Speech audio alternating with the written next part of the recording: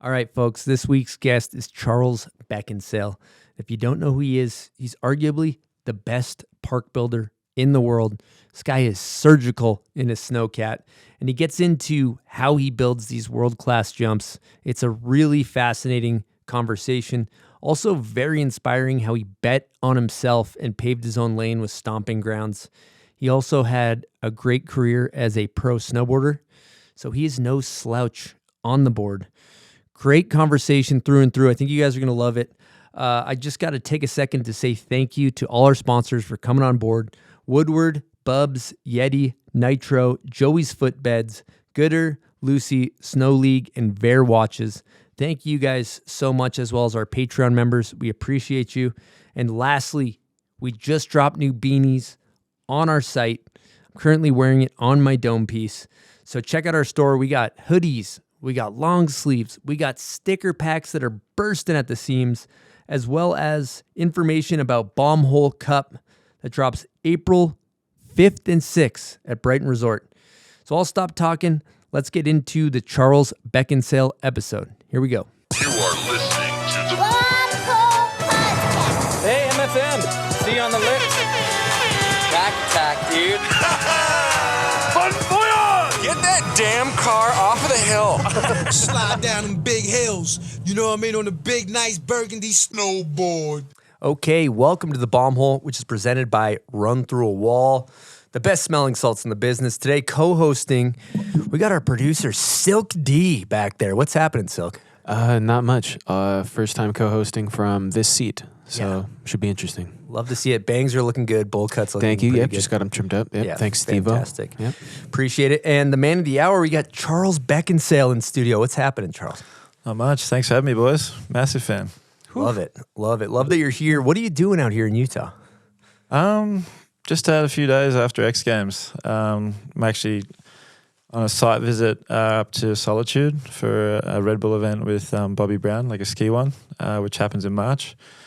So yeah, we're just cruising around, looking at what we can build and assessing things. And then, just a couple of days boarding. Out to Jackson next just for some time off and a little sniff around for a monster project in spring.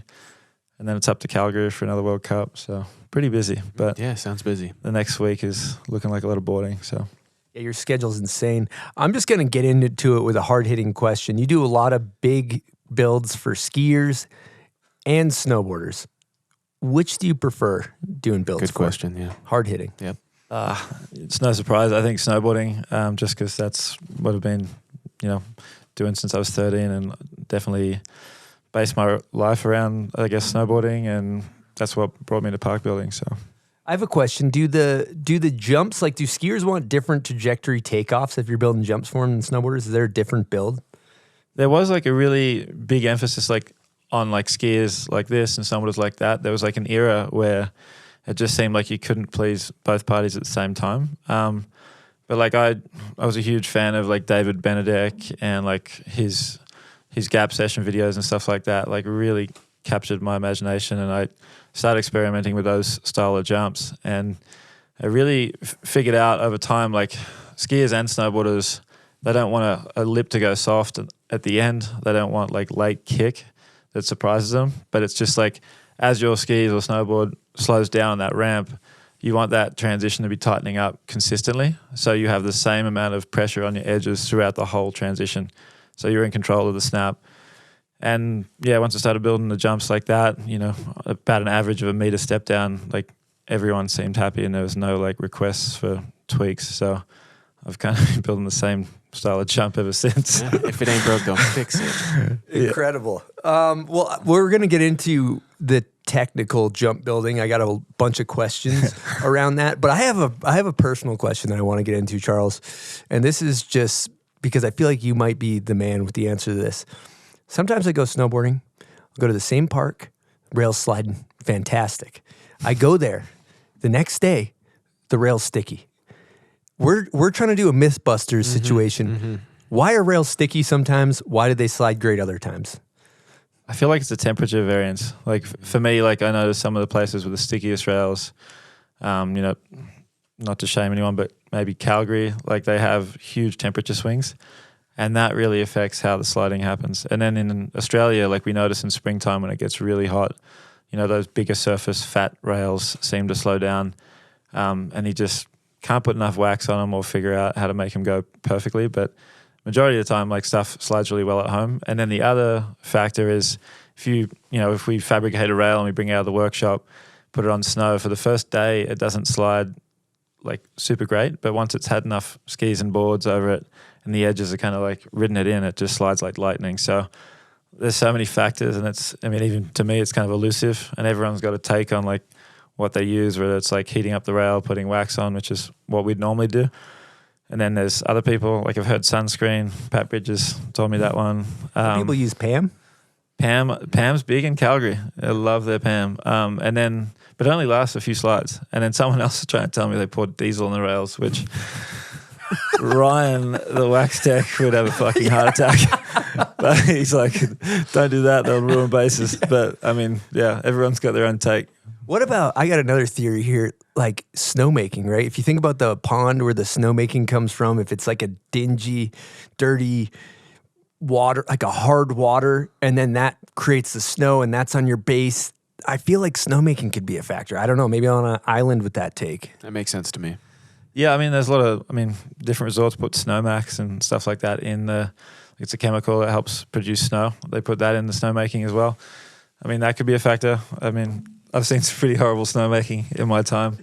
The worst is probably China. It looked like they had like maybe sewage in the bottom of one of these ponds. It looked like they just blew a shit out the gun. Can't be great for the nozzles, but I'm like, it smelt when you push it, so I was really like, maybe it was just in my head. Oh my God. I don't even know if that's real, but just in my head I was like, that smells terrible and it looks like something terrible. Could be. If it walks like a duck and it talks like a duck, it's probably a duck. Yeah, that's true. That's a fact. All right, let's run it back, Charles. From your roots, where you're from, how you got into snowboarding. I'll keep it quick because my wife's heard this too many times. I was born in Melbourne, Australia. I ended up living in Foster from when I was 6. It's like a surfing town. I was lucky enough to grow up surfing a lot, skateboarding. Mum, like single mother, raised my sister and I. Had a great little family. Mum decided she wanted to like get back into ski instructing because it was kind of like, her fondest memories growing up, and she traveled a lot, told me about all the places she went. Zermatt and Saas-Fee were kind of two of them, which kind of like, I feel like later in life I felt attracted to that kind of side of things. But yeah, it ended up, we did a season down there. She ski instructed, my sister and I got into snowboarding that way. We kind of just started out riding park because you could hike to the park without a lift pass. So that's kind of how we got our beginnings, I guess. And then the next year we got season passes and really got into it. So it was super super lucky upbringing. And then I guess got into snowboarding, kind of sponsored stuff like that by the time I was like 16, traveling a lot with travel budgets. What brands we talking? The first one was like Cherry Power Board Store, a local one in Jindy. And from there, like there's a guy, Ryan Gardner, who used to make Digital Snowboard magazine. It was like the biggest, I guess, platform movie-wise in the Southern Hemisphere for us. And he took me under his wing and went shooting and filming a bunch. And from that point, just kind of ended up on Dragon and DC and a few others. Woo. But Okay. Yeah, if the people are listening, they might know Charles. He builds really good jumps. The guy has got some pedigree, especially in the streets. We're talking back lipping kinks. We're talking front 1080 double corks. Whew. I went through the footage. The resume is stacked, Charles. Yeah, I mean, I would be generous to say semi-pro. I think we had like a really cool bubble. I mean, like the media landscape in snowboarding's changed so much. Like back in my day, you were basically like Australia had 3 magazines that did 3 issues each. So I mean, there was so much like print media everywhere throughout the winter, and there's so many brands advertising and money going into things. And we're kind of in that growth phase. We had like two snowboard production companies out of Australia that did Australia, New Zealand. And then New Zealand had their own little bubble as well with their magazines. So like the budgets were really locally focused. I mean, I had to like look really hard to find a Trans World or a Snowboarder mag to find out about JP Walker and Devon Walsh. And it was just through, seeing Simple Pleasures at first and early TV movies and Decade, that like I really fell in love with like the bigger picture and looked to that as like that's the benchmark. I mean, the local guys were sick, but obviously there's a big difference between local and global heroes. So we were very lucky. We had our own budgets, our own marketing, our own kind of like little bubble down there. So I mean, we were treated way better than we would have been if we were on the global stage, like most people have to be these days. Yeah, who were some of the hitters you came up alongside in those vids? Ryan Tini, he was kind of like my little brother. He was actually my sister was an incredible snowboarder too. She was on Genius and stuff like that back in the day. And Teeny and her were good school friends. So like he ended up coming to Whistler with us for a season, and he really made that one count. Like he went on to do some incredible things. Awesome. So where do we go from there? Where are we at? Well, yeah, I was all in on wanting to be a professional snowboarder. I was like, actually, before we get into that, let's talk about a couple career. What are some of your favorite clips of all time? Because I can mention mine if you want. I went through the resume, but I mean, for me, a big one's like probably the front double 10. I thought about that for a long time, but that was like after I was done being sponsored. I was just driving cats, and I really wanted to do one. Like I kind of pushed it for a few more years. Like that era of my snowboarding is probably my favorite because it was just like I'd left all the sponsorship and I'd stopped filming projects, and it was like this weird release, like, because I was trying to juggle cat driving and filming for a long time. So I was always tired and just, always felt like I wasn't producing enough and I didn't feel worthy. So like as soon as I was just like, I don't want to be paid anymore, I'm just going to focus on my park building. I still had a sled and I was still randomly go on like a handrail trip or something like that. But those years where there was no pressure because you were like not taking a paycheck or anything like that, you were just getting a bit of flow. They were the funnest because like I'd teamed up with like Andreas Wieg when he was filming his X Games Real Snow, and I just helped build the big jumps because we're on the same page. I wanted to like get upside down twice, and he was looking for 3. So like I just tag along and we'd build the biggest jumps in the backcountry. And yeah, I mean I was there for a fucking good time. If I got a shot, I was happy, but I was just there to like help him get what he needed, and yeah, really really fun times. Incredible. A little more pure when you got no sponsors, or no money at least. Yeah. Okay, so after that, where do we go? Where do we go from there? Well, probably just a little bit of a backtrack. So yeah, I guess I started doing back-to-back seasons when I was 17. I haven't stopped. I'm 40 now. But there was that moment, I think when I was 21, I had a really bad accident. I was park building then, and I was testing everything I built all the time. And I did a back one and a big air jump at Threadbow, and I completely missed the landing and sent myself to hospital. Overshot? Concussed. Yeah, massive overshoot, like still going up as you pass the knuckle. And I kind of woke up with my shoulder out and everything. And that injury cost me my deltoid muscle. And the doctor was like, you will never be able to snowboard like you're snowboarding now ever again. And you should reconsider, your plans on trying to be a professional, that kind of stuff. So that was the big pivot moment where I was like, fuck, I love this life. I love, snowboarding. Even if I can't do the big tricks, I still want to be around it with my friends. So I stepped into the cat driving stuff, and I got a start at Squaw Valley in California. Slopes manager at at Threadbow at that time didn't like me because I was a snowboarder and a young kid, didn't think I had what it took in a cat, so I had to get a job overseas to start and get the experience. Lucky I had a friend, Adam Galbraith, who was at Perisher at the time, really good American builder that was out. He put a word in, I got a start, and just fell in love with it. And it really became like this addictive loop, like if you think about like if you had the keys to the city and you could build whatever you wanted to do, whatever trick you had in mind, like it just became this like unhealthy obsession. And I had like a black book, and I'd just have like park ideas all the time, and I would like sketch them up. And then, when you jump in the cat to do a rebuild one night, you just flick through like it was a menu and be like, that will work there and this will work there. And you ended up just writing every day because you wanted to like test the jump or test the rail. It was was a really fun time for me. Incredible. Did you start like mowing the lawn, just grooming, or were you right into pushing cheese wedges? I mean, everyone wants to get in as quick as they can, and I was no different. But yeah, you have to do, like they say, you want to do about 3 years just grooming to get the feel for the machine before you go into the park. I'd worked hand crew for a long time, so I had a good idea about shapes. But yeah, I started free grooming, and I was absolutely fucking horrible. like if there's a Hall of Fame for the worst free groomer, I would be on that list. It was, yeah, I was not a popular cat around the crew, just because, I don't know, there was this strong dislike for park groomers, and I rode park, and I probably brought it on myself, you know, like that era you'd wear baggy pants and ridiculous looking shit, and I'd come into work dressed like that, and the old guys wearing Carhartt would just be like, fuck this guy. And I just was sled all day around Tahoe and film and stuff, and I'd come to work so just toasted with like minimal sleep because I was working graveyard and living with people that weren't working graveyard. So I was just like destroyed all the time, falling asleep, trying to eat candy, keep that fucking thing straight, you know, and just terrible.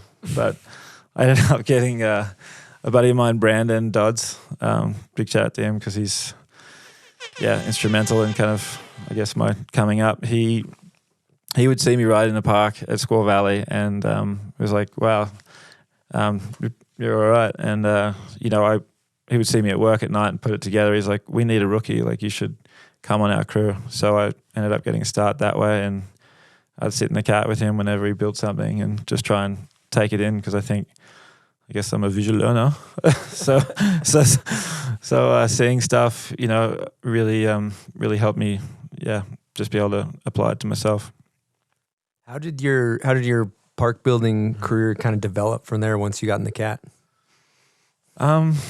Just a lot of back-to-back winters. Like at Threadbow, I was a terrain park manager, so I would jump in the cat wherever I could, and you know that was my.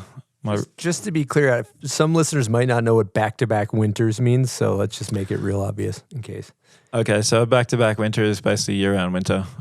So Australia and the Southern Hemisphere, like New Zealand, you know, our seasons usually run from June until October. And then, you know, I'd go to somewhere like Whistler where the season was massive and you would start in November and then finish in May. So, like, there wasn't really much time off snow. And, you know, like a lot of people from North America that do back-to-back winters just kind of have a hard time with it. But I feel like there's something just a bit different the way I look at it. I'm like, growing up on the beach, snowboarding isn't something that we had. And it was just so intriguing and like, you know, out of the normal for us. So like when I got a crack at it, I was like, this is fucking amazing. And I would skate, watch all the snowboard movies. I'd skate all summer and just fantasize about it. And then once I got into, you know, the back-to-back winters, like the year doesn't, like you don't burn out because like I think of the year in seasons, you know. Like start of the season in Australia, you drag out a rail with your friends and you get after it. And then come August, like there starts to be some really good jumps around. So you like focus on that. And then, you know, you roll into like Whistler and you want to ride powder as much as you can and big fucking jumps like as much as you can. So like there was always like, it never felt like you just got stuck in one lane. Like I used to love sledding and riding backcountry. Used to love, you know, going on handrail trips, love park rails, love kind of every line, even like riding pipe. Like that was such a big thing when I was a kid. You know, we used to ride like the 16-foot pipe at Perisher, and you know everyone would be into it doing McTwists and shit. Like everyone had this like wide range of snowboarding kind of approach. It wasn't just like you're like a rail guy or a jump guy or a pipe jock. Like it was, you know, you should do it all because it's all fucking sick. And there wasn't really too much hate between disciplines. I feel like nowadays, like the thing that bums me out the most is just hearing like one side of snowboarding attack the other and like try and discredit stuff. Like, I don't know, the other week I heard like discrediting the X Games, saying it's lame and halfpipe's kind of whack and all this shit. And it's just like, there's space for all of it. And not to discredit like anyone else. It's just like different levels, different tastes, like there's space for all of it. That's a great take. That's a great take, Charles. You know, I got a question really quick Yeah, go about this ahead. back-to-back season stuff. Go ahead. You said your first one was at 17 years old? Yeah, 17. How many more do you have left in you?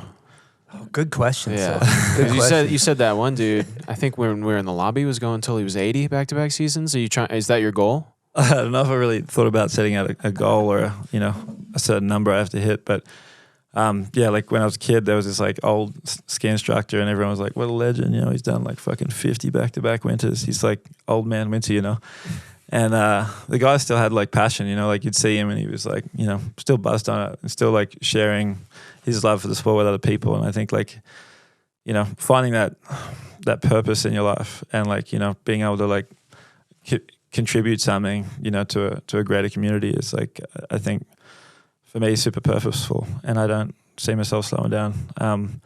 I would like to slow down and do a little bit less overseas. Just because right now my schedule's kind of wild, and my wife and I have an 8-year-old son, so I would like to be home a lot more throughout the winter. But it's kind of tough because you have so many friends asking you to do jobs with them, and so many people you're like really passionate about wanting to work with, and you don't want to turn them down. So I mean, my wife and kid come with me on the road quite a lot. Like they spend 6 weeks a year with me in Switzerland for the camp over there. And then they've been on the road with me for his school holidays. The summer school holidays, like 6 weeks long. So he was like, he's in Whistler for 3 and Aspen for 3. So he's having a pretty rad life. And when I've got them with me, I schedule my work time to like, 4 till midnight, something like that. So I can hang out and ride with the family during the day and have a proper holiday. So we're incredibly lucky. And yeah, I wouldn't change too much. I don't know how many more I got left in me, but I definitely don't see it coming up quick.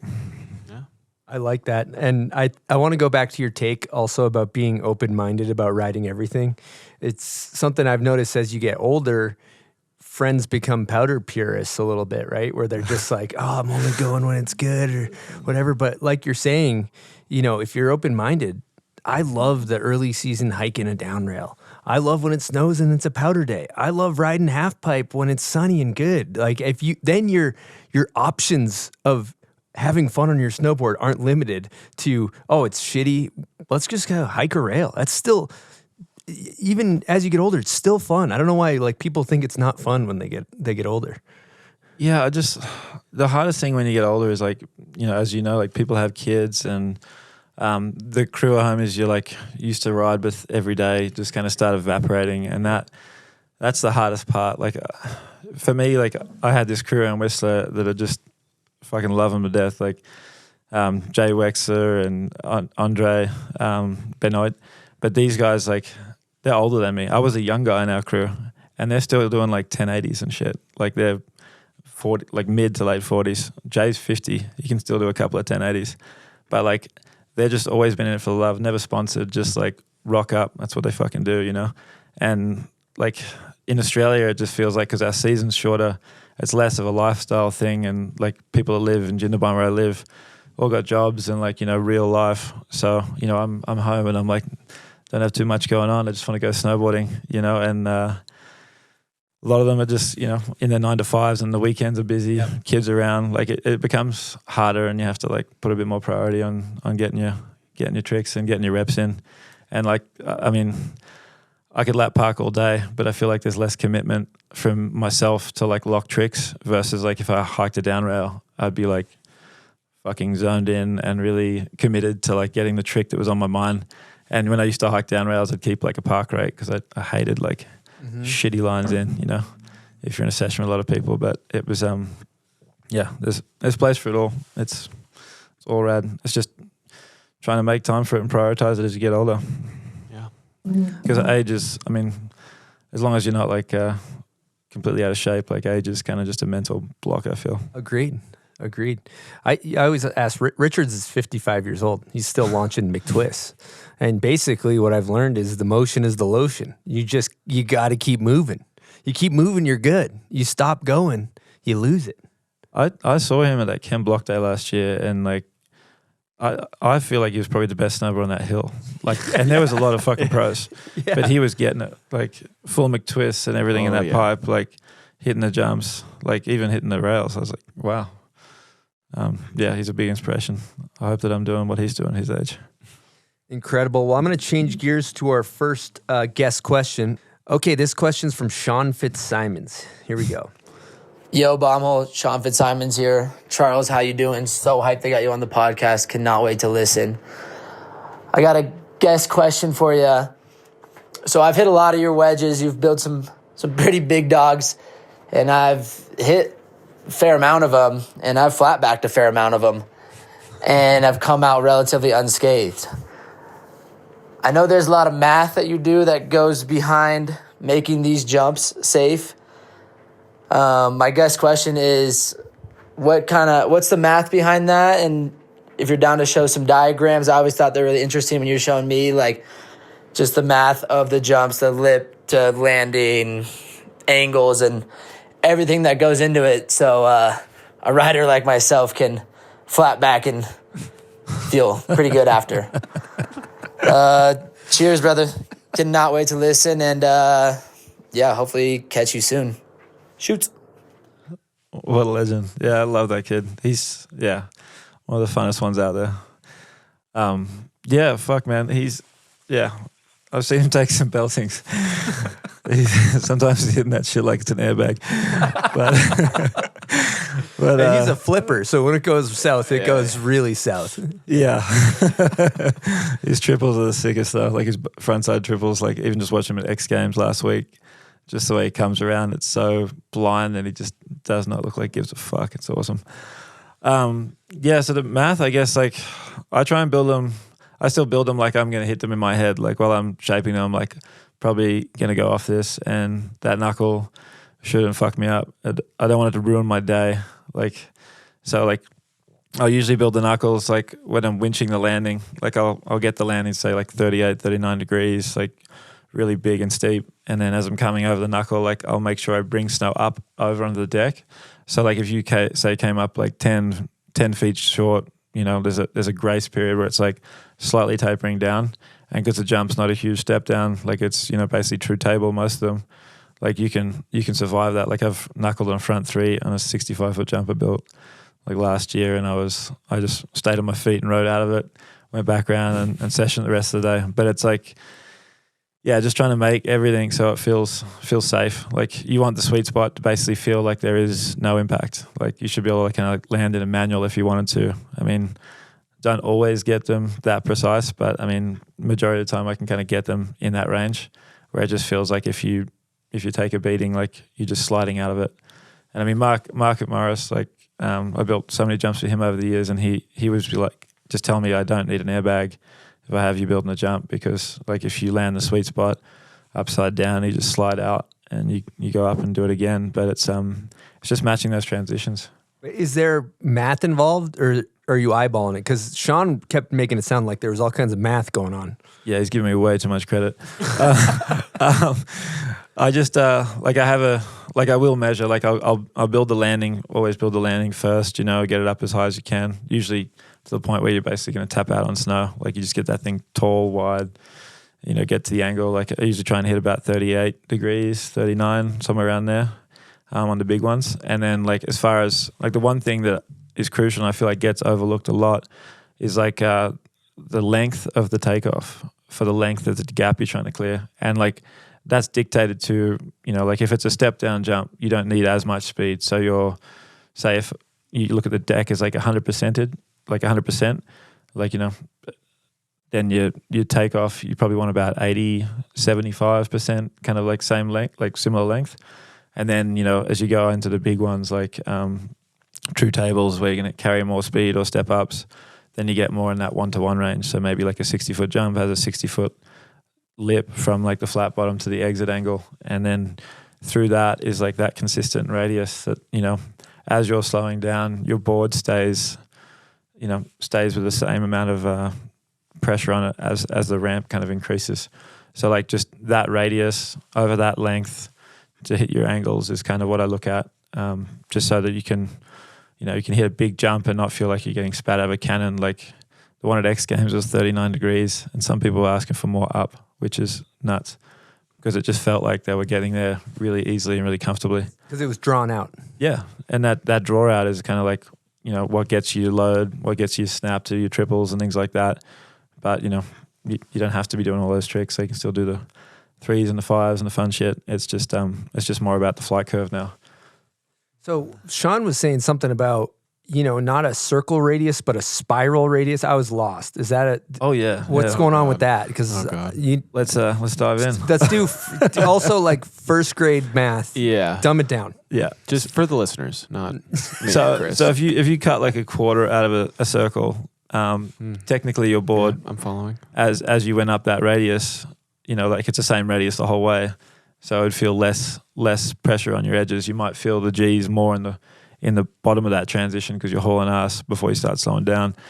And then when you look at like a spiral, what we mean by a spiral is like if it's like if you drew like a big spiral kind of tightening up as it kind of winds into itself, and then taking a section out of that, that's kind of like that's that consistently tightening radius. There's no point where it wraps like quicker and then backs off. It's consistent the whole way through, gradually tightening as it goes. So that's what I try to look for with the lips.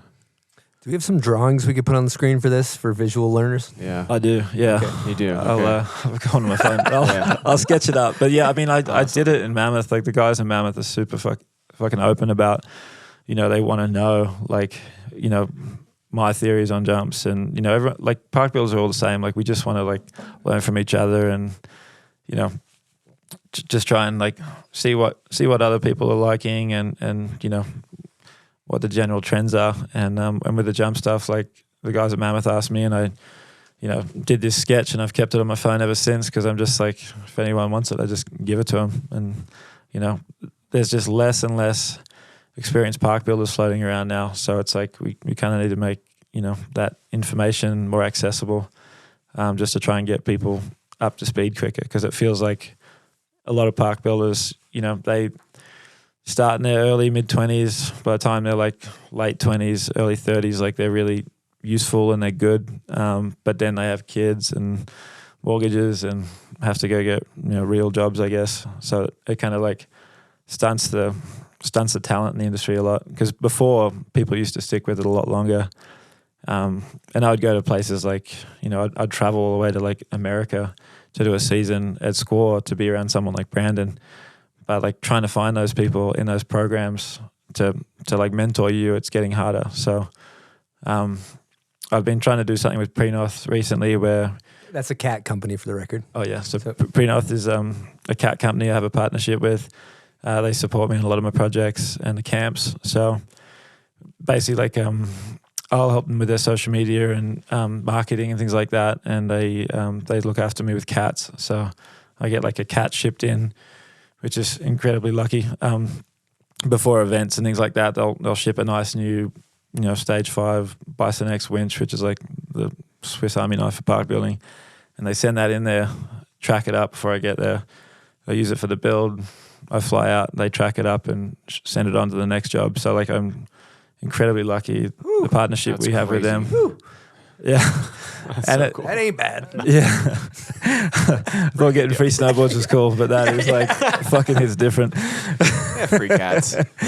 Going back to the jumps too, the one thing I've noticed, like when I ride bad park jumps, I said this on the air a million times, like sometimes I'm like, do I even know what I'm doing? Like when, and what I've realized is that generally when I'm having a hard time on a park jump, there's generally just not that much snow.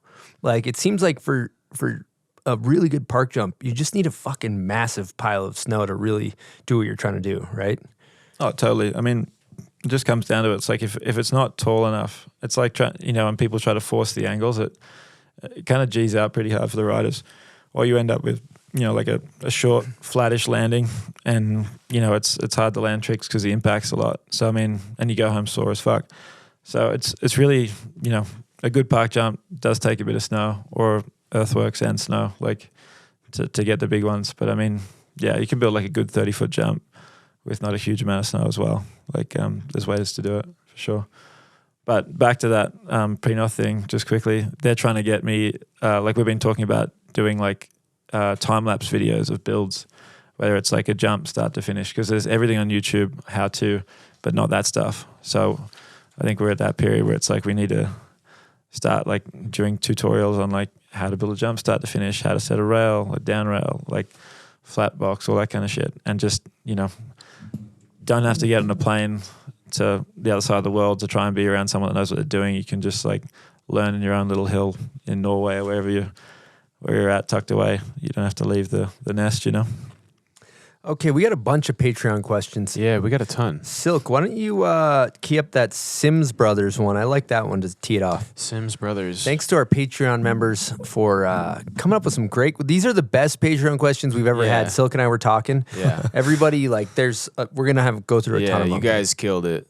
Insane amount of questions. Okay, this one's from Sims Brothers. Who is your best guinea pig to test your jump? For Torstein, hands down. Oh wow. Yeah, he's. Myself originally, but you seem to lack a lot more courage as you get older. But Torstein and I had a great relationship. Like, and if you know Torstein, he's not one to mince his words, and he doesn't like dish out the shit sandwich. He comes straight with the feedback, and it's great. Like, and that's important. Like, I think the best attribute a park builder has is like making sure they're open to feedback and not taking it personally. Because a lot of people put a lot of effort into building something, and if it's not received well, they get super, super upset and emotional about it. But I think you have to look at feedback as like, an empowering tool. If you don't know it sucks, you can't fix it. So make sure you have very open lines of communication with everyone. And Torstein is super detailed, and he would give me everything I needed to nail it. So how good was he at hitting the sweet spot first go? Did he ever OJ, or was he pretty on it? I don't know if you watched his new movie there. Oh yeah, but, FT in powder. That's insane. I mean, if you can first track a big like a line in powder like he did, like his speed gauge is like second to none. Now, do you find yourself slowing down a little bit in your older age? Maybe getting off hill a little earlier? Well, you could be dehydrated. 75% of Americans are dehydrated. And that goes up when you're at elevation, when you're in the mountains. So I drink Bubs Hydrate or Die hydration packets. There's 2,000 milligrams of electrolytes. There's no added sugar. There's no artificial flavors. Let me tell you, when I'm hydrated, I ride better. I can ride longer. I have more energy. All in all, my vitality is just better. So if you're interested in picking up some Bubs Naturals Hydrate or Die, head on over to bubsnaturals.com and use promo code BOMBHOLE for 20% off your order. And stay hydrated, people, with Bubs Naturals Hydrate or Die. All right, we're going to take a brief intermission to discuss some incredible offers from our incredible friends over at Woodward Park City. Get your child's snowboarding adventure started correctly at Woodward Park City. Whether they're making their first turns or mastering front boards, Woodward Park City has a wide range of classes for all ages and all skill levels. If you're interested in progressing, head on over to woodwardparkcity.com. Incredible. Well, we happen to have a guest question from Torstein. So let's see what he has to say here, if I can find this thing. Here we go.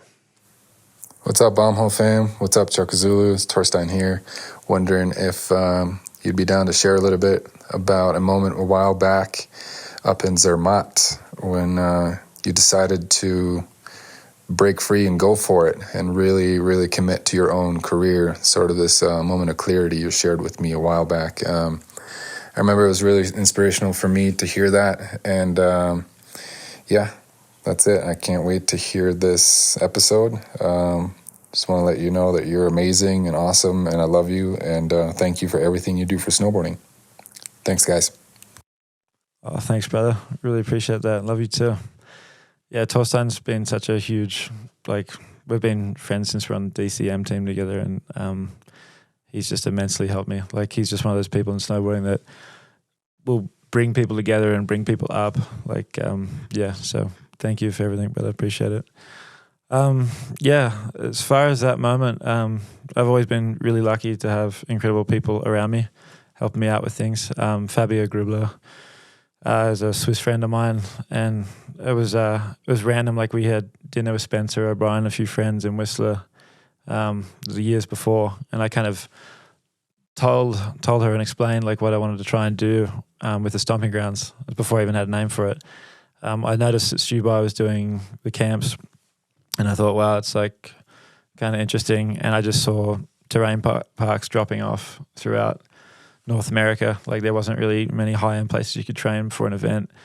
So I just thought, like, you know, I'm sure, like I had at the time I was working with the Canadian team and the Norwegian team, like the two superpowers. And I was just like, it's expensive to go do a build on your own as a national team. So I thought, you know, if we could crowdfund through multiple national teams, like pull the money to be able to like build exactly what we wanted with no restraints, you know, on a glacier in the preseason, if I could find a spot, that would be pretty sick. And I wouldn't, you know, I could start my own business and get away from the 9 to 5 of the, you know, like Whistler Blackcomb that was recently bought by Vaer at that time. So I kind of felt like my time was running up. And anyway, long story short, Fabio, I was in France with Devin and Torstein and Mark and everyone. Teeny and everyone for this DC shoot, and we ended up. She just was like, "Oh, I saw you're in Europe. Like, you should come by Zermatt. I'm living in Zermatt, and I'm going to get you a meeting with the CEO." And she just hustled and got that meeting. And then I came there. She wasn't taking a no for an answer, so I called my wife. I'm like, I'm going to go and pitch and see if I can get any interest. Anyway, they said yes. And then we tried Saas-Fee next. They said yes. But the defining factor was like the cat time was a little bit cheaper. And they had like, you know, an existing park that wasn't really getting too much use at that time. So they were like, you can take it and rebuild it into what you need and start running a camp, but you assume all the costs and blah, blah. So yeah, I did that, and then I ended up spending an afternoon in Zermatt. I caught the Gornegrat Railway up to the top, and it was like one of those fucking moments, you know, the sun was setting, I was sitting having a Vice beer and a Toblerone looking at this Matterhorn and just having like an euphoric minute to myself. And I thought about my mum and how she, you know, talked about the Matterhorn and this place, you know, there was a photo of it in our house. And I always kind of felt drawn to it, and it was so weird to be there. And it was just such a lucky moment through a friend just going, you should come. And everything just felt like it aligned, you know. And then I ended up and saw this little church. I'm not really religious, but I was caught in the moment. So I just like went and said a little prayer. I basically just asked if I could, you know, Amy was pregnant. I asked her to be a boy. I asked that, you know, I'd be able to run a good business and provide a good life for our family, and like, you know, just that it would work out well. And I'm not really religious, but you know, I kind of feel like it was like a manifesting moment. I lit the candle, went, sat outside, watched the sunset, and then came down on the train. And literally, I went back there the next year. I had the boy. I had,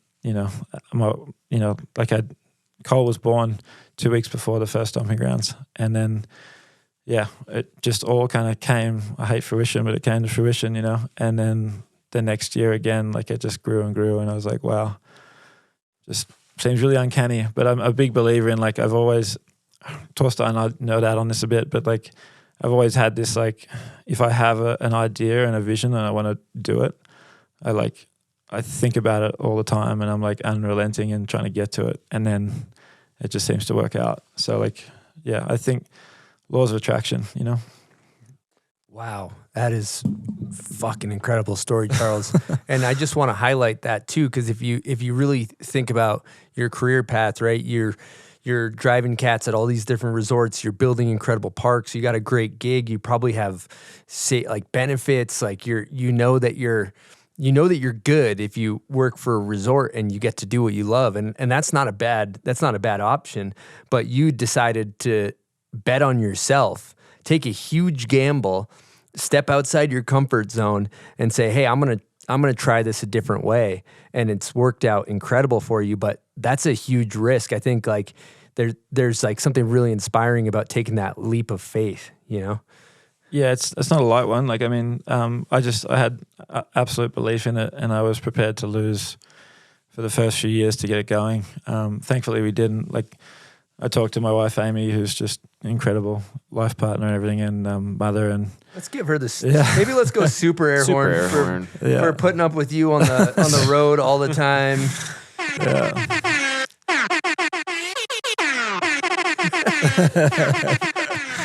Yeah, definitely swinging way above my average on that one. She's a real gem. But yeah, I came home and I said, oh, I think I'm going to do it. And we'd been saving, for a deposit on a first house or something like that.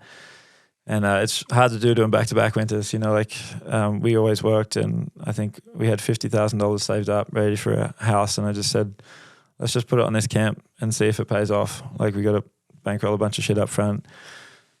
And I have full faith in it. At the time, like, I was lucky enough to have like Sondre from the Norwegian team behind it, and Per, and then I had Chris Wickwicki from the Canadian team.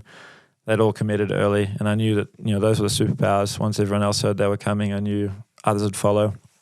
Mark and Torstein and people like that were backing it, and they were telling other people. So we ended up having enough sign-ups to cover the costs the first year, which was huge. And then from there, it just like got bigger and bigger. We started spending more and more money. Like, we're up to rope tows now and half-pipe cutters and snowmobiles. It's like, yeah, we just keep reinvesting so we can, do it better every year. And also, too, so people understand your business, like, I feel like you have stomping grounds, which you put together these camps where the best riders in the world can come, to quote Sean, flat back on your jumps and learn new quad corks or whatever they want to learn. But in addition to that, you're also kind of like a hired gun for park building for, X Games and Red Bull or ski projects. Or do you want to elaborate on that? Yeah, so like the stomping grounds is just one aspect of it. That's basically like I hate to say it, but high performance kind of camp thing. So we have, the 22-foot half pipe, the airbag, and the rope tow for that. Then we have the jump line, usually with some quarter pipes, stuff like that, and the rail line. And we started recently, we kicked off in Australia as well at Threadbow, where I started snowboarding. So we do the half pipe there now and the big jump. It's just there for people that want to get after the competition stuff and get some high-end training and some good reps. The jump camp in Threadbow has like snowmobile laps, so they just like pump out. And then the rope tow is on both half pipes in Switzerland and Australia, so we kind of try and utilize as many laps as we can. But all saying about that stuff is like it's bringing together the best crew of people I know and have met over the years. Like, we have an insane team. Jeremy Carpenter, arguably the best half pipe cutter in the world. Like, loves working at Lark's. Brandon Dodds is a big part of it. Sebastian Hill. I got Finn Pringle Booth, who's a homie of mine from, like, every one of us pretty much worked together at Perisher when I was in charge, and it was like absolute peak Perisher, And I brought them all together for this each year. And it's rad. It's just like an awesome crew of people getting together and like busting their ass to make the best thing happen possible. And and then once that party's over, usually I'm so toasted. I don't even want to see like anything to do with stomping grounds for another 6 months at least. So I try and check out completely, and then I'm just project based. So I'll be on the road. I do a lot with the Canadian Snowboard Federation, like Chris Wickwicki and Elliot and those guys, because they've been kind of my day ones once I got ousted from Whistler. Vaer got purchased by Whistler. Do you want to elaborate on that? Yeah, so I mean, they caught my ear there. That was it's a bit spicy. But yeah, like, I'm not a huge Vaer Resorts fan. They've bought a lot of resorts I've been a part of, and nothing seems to really improve. It seems to go backwards once they get their hands in, and the resorts lose their identity somewhat. Whistler was always like, we know you don't want to be a resident. We respect you're Australian. You want to be home. That's home. But we'll always get you a visa as long as you want to work here. And at that time, that's what I was doing. And then as soon as Vaer brought it, they're like, we don't do visas for anyone that's not a ski instructor. You have to be a certain level ski instructor. And at that time, I was doing all their big builds for the events, for the photo shoots, their big park. The Canadian team were training on that big jump line. So I ended up like not being able to come back. And that was a pretty dark period.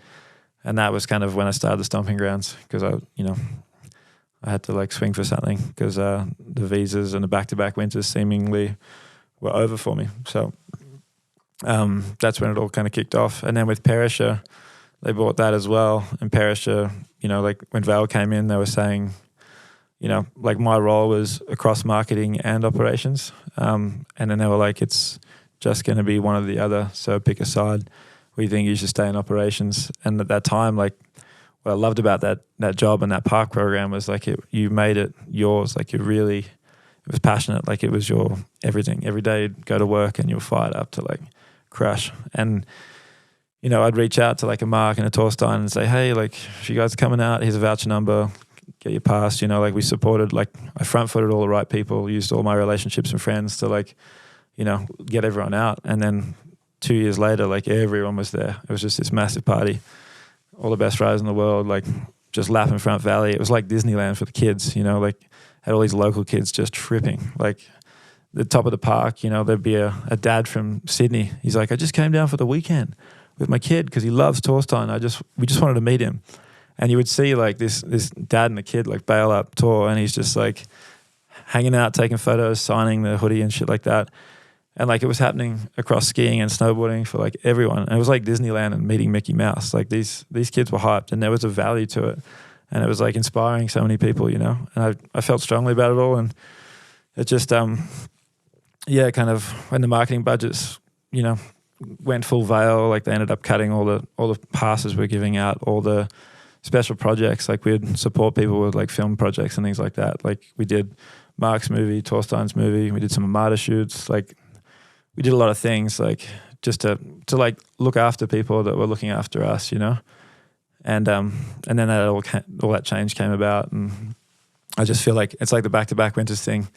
You like lots of aspects of your job, you know, because we do the fabrication. We had a workshop there. I jump in the cat, do some of the building. Like depending on what day, I made sure it was different so I didn't get stale. And the options kind of started drying up on like what I was going to do each day, and the marketing, which was the fun part. I thought, you know, creating this like brand and this program had just kind of been completely pulled away. So I just felt like I'd reached the peak of what I could achieve at that place, and I didn't want to be a disgruntled employee and sit around bitching. Like I just thought if I don't feel strongly about it and I feel like I might complain, I should get the fuck out of the way and let someone else take the reins. So I left.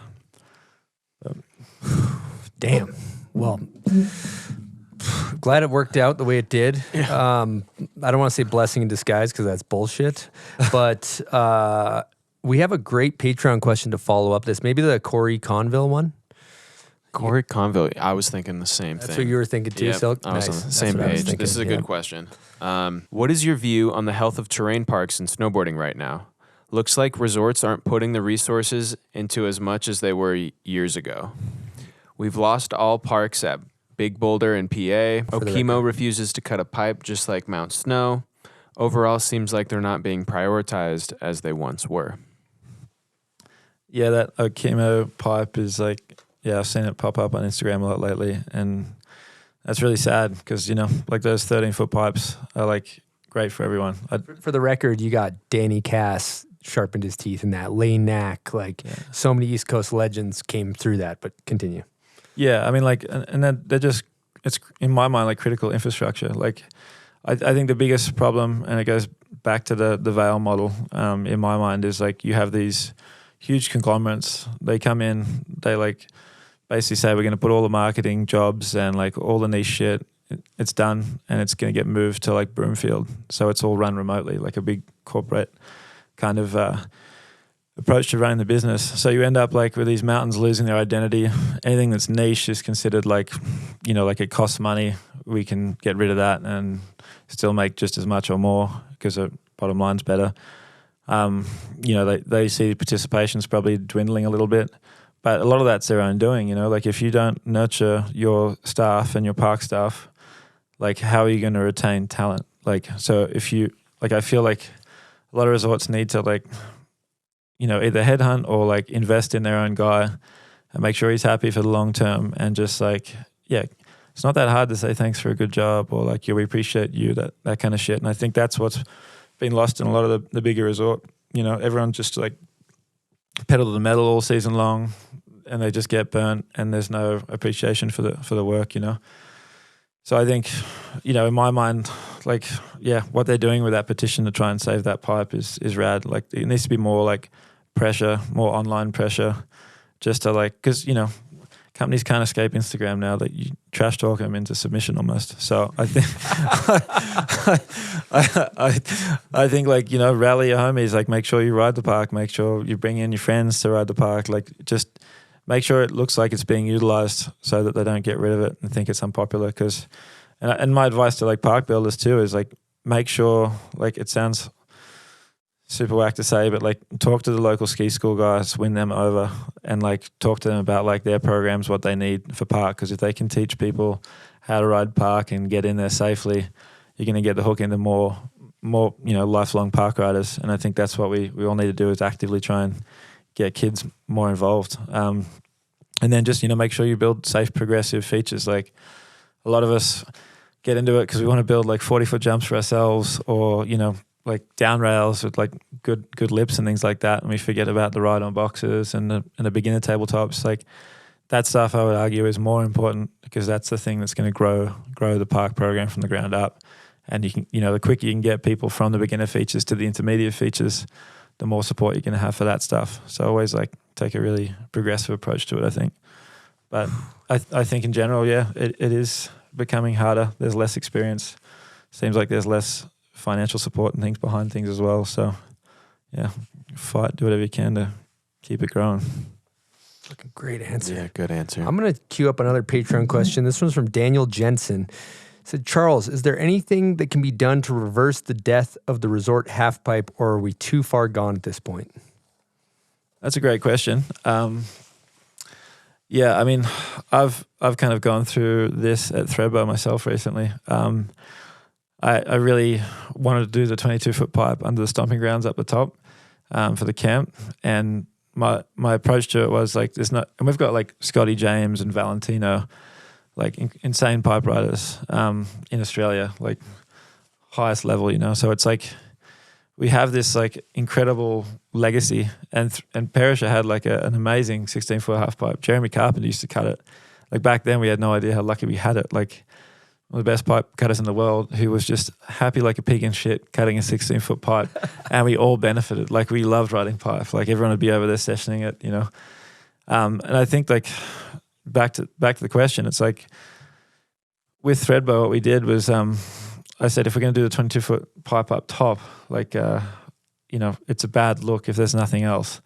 Can we, you know, I'll find us a 13-foot cutter. I'll build the 13-foot half pipe with the team. Like, Nick Murchison did it last year, did a great job. And then, yeah, like what we could do is, you know, like nurture the low end. You know, like that's a public size pipe. 22s are massive and terrifying. Like, it's like hitting a 60-foot jump versus like a 20-foot jump. So it's like the 13's friendly for everyone. Like, my son absolutely loves the 13-foot pipe. Like, it's his favorite thing in the hill. And all the ski school kids like side slip through there. But then you've got like, you know, Val can still do a 900 in there. I see him do a double, you know, and like Scotty James in there with the kids. It's just like, it's a real beautiful scene, you know, and it's getting the kids stoked. And then you look up the top and, you know, Yumu's there doing a double cork in the pipe. And it's like, you know, it makes you, seeing's believing. You can kind of see the pathway if that's what you want. Gateway. Yeah. So, you know, there we have the 13-foot gateway drug sitting there. And the gateway drug. and everyone's like, you know, everyone's using it. And I think that's the key, is like 13-foot pipes. Like the 22-foot pipe arguably killed the resort pipe because they're so big, there's so much snow. And I mean, if they're not cut perfectly, everyone's talking shit. So best thing to do is like try and rally people to get the 13-foot half pipes back, because the biggest investment's the half pipe cutter. I think they're about $100,000. But I mean, I feel like there's enough of a like desire for people to ride that stuff. Oh, they're now. so fun. Mm-hmm. Yeah. Try to not have fun in a good 13-foot pipe. I dare you. Yeah. It's not going to happen. It's not possible. You're going to have fun. You're going to have a good time. Yeah, I mean, Threadbow was the coolest proof of concept, because the guys coming through there, like, you know, there's old heads doing hand plants and shit, having the best time. Their kids were in there with them. It's like, yeah, it's a vibe, you know. And Scotty came on board with Threadbow, and we kind of heard we were looking at this 13-foot pipe, and he wants to leave a legacy in Australia, and he basically fronted up the cash to buy that cutter. And Scotty James? yeah, Legendary. so he's like, I mean, he's doing big things. Even, I mean, obviously investing in X Games and things, but you know, trying to like leave his mark and leave something for the kids back home was pretty big of him too. So That's major. That's respect. Now, you may be a good guy to tee up on this. I've heard all kinds of numbers thrown around about how much it costs a resort to build a super pipe in terms of cat hours, and diesel, and snowmaking, and like man hours, and all the stuff behind it. Do you have any like rough insight into what maybe the cost of a build of a super pipe is? Yeah, I mean, like I know for us in Sassafay to build and operate that pipe for the month, it's like 200K Swiss francs. So it's not cheap. And it depends. Like, I mean, we're probably paying a higher premium in cat hours in Switzerland than you would say North America, but it really comes down to the diesel cost and the amount of cat hours it takes to build it. Jeremy's an absolute weapon. He built that thing last time. Like, he keeps notes. It's insane. So he'll like have notes of each day of the build, day 1, 2, 3, 4, through to like 14. And he'll write, today I chainsawed the wall, but I could have done this a little bit better. Or I could have done that differently. Might have saved some time. Damn. And it's gnarly. And he will look at his notes each day of the build from the year before, and he beats himself. Like, I think 160 was 2 years ago, and he did it in 140 hours last year, which is insane because they say it takes around 200 to 300 hours to build a half pipe that size, and he just like smashes it out. So, damn. Yeah, I mean, that's the kind of OCD you need. And you were also explaining something too about Jeep, like when you show up to a run, like let's say you're building a park run on a spot that you went to the year before, and it's kind of a blank canvas. You have like GPS markers to where you put the mounds of snow. I was never that technical.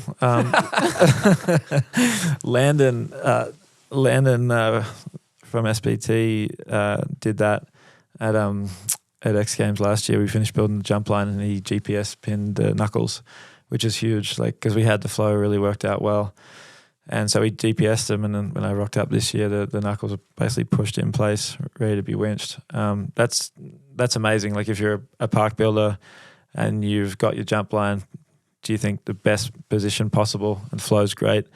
If you do have access to like take GPS points, it's a big time saver next year instead of having to build and then tweak, you know.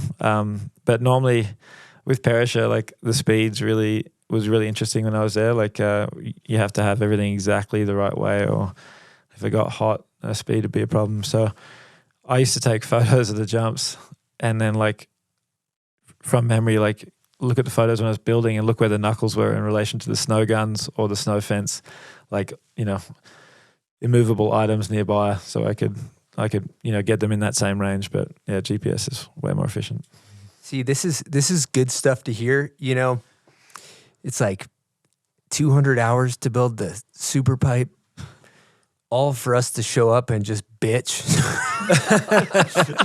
It's fucking over there. You guys got GPS pinpoints and you're looking at photos to build the perfect jump, all for us to show up and just bitch. I don't know how you do it. Yeah. I mean, the mini pipe at Threadbow is different though. Like, I mean, you can build that thing in like a week, you know, like I had Brendan Poot, who's a Canadian park builder, really, good dude, the head builder at Threadbow. He and I smashed that thing out in 3 nights. It was a pretty short little mini pipe. It was a terrible season, so like we were intending to rebuild, never did. But we bashed that thing out in 3 nights, and it was a hoot. Nice. I mean, so yeah, mini pipes don't take a shitload of money or a shitload of time. That's good. That's good beta. That's good data. That's good data. So don't be scared off. I got a question for you. Actually, James Crosby has a question for you. Thanks to our Patreon members. Thank you so much, James Crosby. 2 questions here, kind of on topic. What are the most innovative features or technology that you've seen lately that keep you stoked on the progression of park builds? You think he means the machines or just the features themselves? I mean, GPS kind of is what brought me to that question. That seems like relevant technology to building a park. Anything making it easier? I use a rangefinder, which I think... Like for golf? That's what I use in golf. Yeah, exactly. It's nice. I got one of those. It's a Forestry Pro Nikon thing. I think it was about $800, but yeah, like it shoots, like you can shoot the elevation fall between knuckles. You can like figure out how far something is away. So usually if I'm building a jump, I'll park the cat with the blade hanging over the knuckle to where I'd want to measure to, and then I'll like walk back and just shoot with the rangefinder. Usually take a piss where I want to leave the mark for the wedge. Dude, yeah, innovative. Best technology. Innovative. Piss. Because you're never going to miss the yellow snow. Yep. So then you put your blade mark in there and build your takeoff. But yeah, rangefinders are great. They give you that because you can stand on top of an in-run and shoot down to where the flat bottom of the jump is. And I kind of figured out a while back, like if you're designing like a scaff big air or a dry slope airbag setup, which I've had to do in the past recently. If you say you've got like a meter, I'm Australian, sorry for the Americans. What is a meter exactly? 3.3 feet. 3.3, okay. Yeah, so I've figured out like for every meter of deck, let's say if it's a 17 meter, 55 footish jump. So for every meter of deck, you have to have 1.8 meters of vertical fall for the jump, for the in-run. So like, you times 17 by 1.8, and that gives you your elevation that you need to have the speed to clear the jump. So like I can shoot in runs, or I can shoot from one knuckle to another, or like one knuckle to the flat bottom of the next takeoff, and work out exactly what the speed's going to be. So it's more than just like looking at it and going, I think we're good. Like you kind of can match numbers if you want. That's crazy. I'm telling That's you, crazy. he's a sleeper. Yeah. He's playing. Yeah. He's playing possum. Like he's trying so to act casual like, about it, yeah. I just pee where I put the wedge. I don't fucking care. I don't know. And then he all of a sudden he just breaks out some math jargon that's advanced. Yeah. Thinks it's gonna go over our heads. Yeah. No, we got him. No, we got you covered. We know you're acting stupid, but you're smart. I never finished school, so on paper I'm dumb as fuck. This was a 2-part question. I'm interested in this one too. Do you have any pet peeves in the park that we should stop immediately? Great question. Yeah. Be honest. You're in the nest. Nobody's yeah. listening. You're in the trust tree. Nobody's Just gonna me hear and this. Chris here. Yep. It's a safe place. Down rail takeoffs that fucking change every day. That kills me. I have this rule of thumb, like the edge of the blade, the cutting edge, is where you want the height of the rail in relation to the takeoff when you're backblading it. So like if the rail's as tall out of the takeoff and the takeoff's maybe a 2-degree uphill, no kick or anything like that, just flat so you can nollie and things like that. That's like, I have beef with poorly set up down rails. Like I think it sucks, but that's pretty much it really. Can I weigh in here? Yeah. This is one thing that grinds my gears. Maybe because we're from the same generation. Yeah. You know what I don't like is some parks have narrow lips.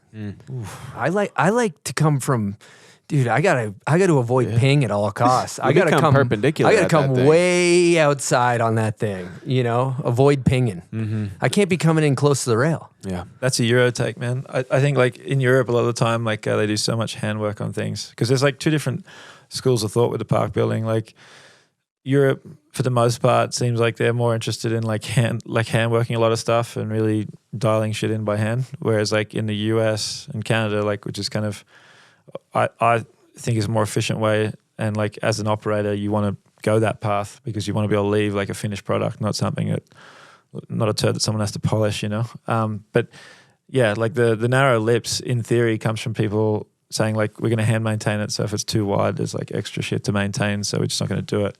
Whereas like parachute, we'd set the rails. It'd be one operator with a cat with some over the top of the blade forks, and all the rails we fabricated, but like didn't need straps. They had like stumps underneath the middle, so you could just like come in with the over the ear forks and like pick up the rail, put it straight in the pad. So you'd like build the pad, throw the rail on the pad.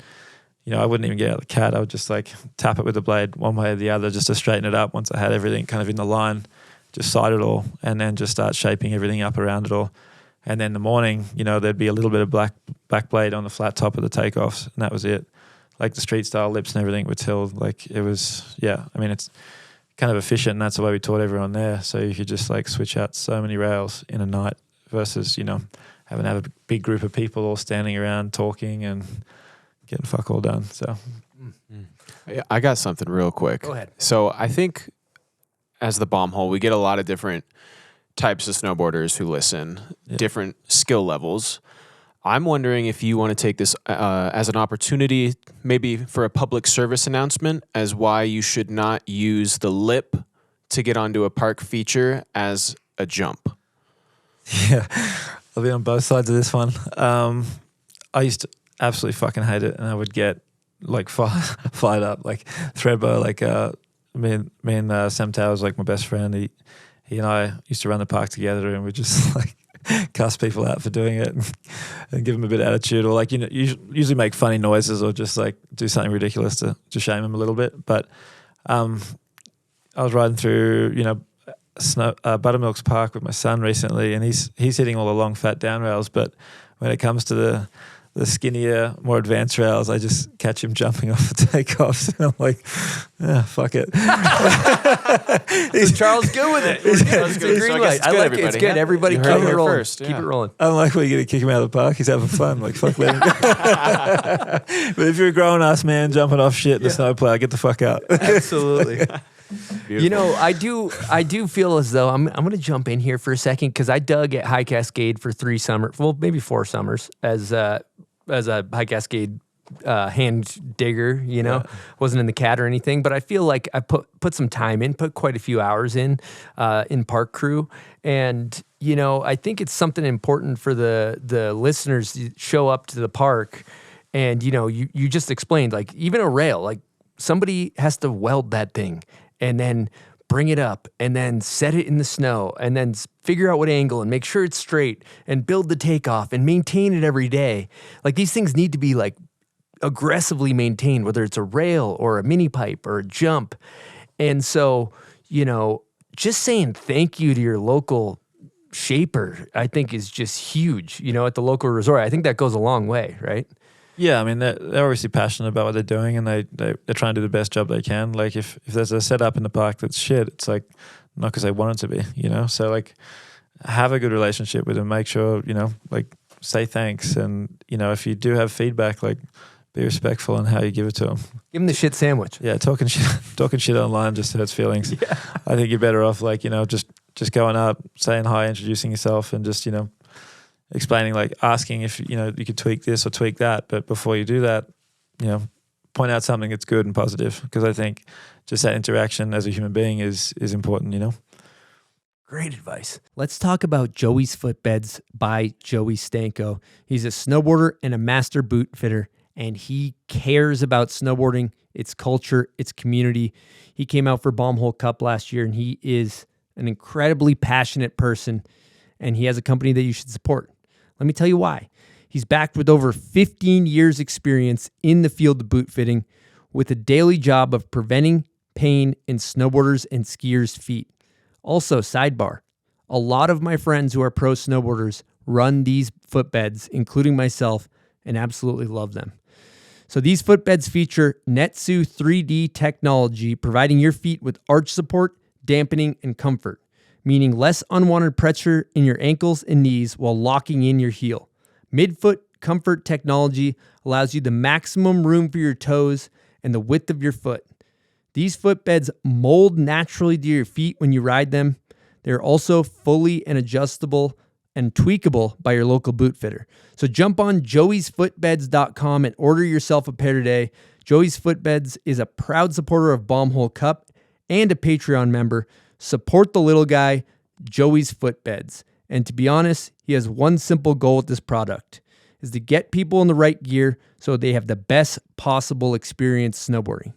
That's true. Joey cares, man. So check out joeysfootbeds.com. Get some custom footbeds. It'll make your snowboard experience that much better. You spend a lot of time in these boots. Get the right footbeds. Boom! Nitro Snowboards is back at your favorite snowboard shop. Nitro was founded over 34 years ago by a couple of snowboarders and is owned and operated and run by snowboarders today. Supporting the snowboard culture through responsible business practice by supporting the shops first and developing some of the best boards, boots, and bindings over the last 34 seasons is why Nitro is still around and why we want to keep being here. Nitro co-founder Tommy DeLago said it best: anyone who takes the time to learn how to snowboard is a snowboarder and part of the Nitro family. Nitro has been supporting team riders since day one, And the team is stacked with a global presence of over 40 riders, from Sam Taxwood, Aero Etala, Brian Fox, Marcus Cleveland, Haley Langwin, Elias Elhart, Griffin Siebert, Christy Price, Sean Miskimen, Torgeir Berger, Brantley Mullins, Benny Urban, Chuan Lee, Dominic Wagner, and a new member to the Nitro family, Iris Fam, people. Let's go. So what are you waiting for? Vote with your dollars this season and support a company whose mission is to support the snowboard community, the people, and the culture. Pick up your new Nitro snowboard gear from your favorite local snowboard shop this season. Ninja, let's see if he picks up.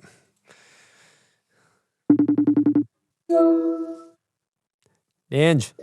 Ninja, you got a question? Do I? Yeah. No, I already sent it to you. Yeah, but why don't you just ask it in person? Do you want me to play? You know what? I'll play the question with you on the thing. You can listen to it. You can listen to your own question. We've never done this before. Here we go. I hate hearing my own voice. Well, Me too. get ready to fucking hate it. Here we go. Question from Ninja. Hi, Bombhole. Ninja here. 4th or 5th time caller. What's up, Charles? I have a question for you. Who is the GOAT, or who is your GOAT in park building? Who inspired you to do what you currently do today? Whoa, that's a really good one, Ninja. I really looked up to Elliot Cohn, who used to work with SPT. He was, Big fan. huge fan of Air Elliot. horn for Elliot. Yes, please. God, that was sorry. That was bad. Can we That's bump? my first air horn. Yeah, that was so loud. Sil, can you bump that down in post? Yeah, we'll see what happens. And but the coolest thing about Elliot is like following his work. There was like everywhere he went was really cool. Like Breckenridge, and then Keystone, and then he went on to SPT, and everything that they did was amazing. And I think the funniest thing for me was like just his revenge build story when Breckenridge, I felt like he told me that at one point he didn't feel like he was getting like looked after properly by Breckenridge, and Trans World Top 10 was like the Bible of, where your terrain park sat. And Breck was like number 1, and then he was like, fuck this.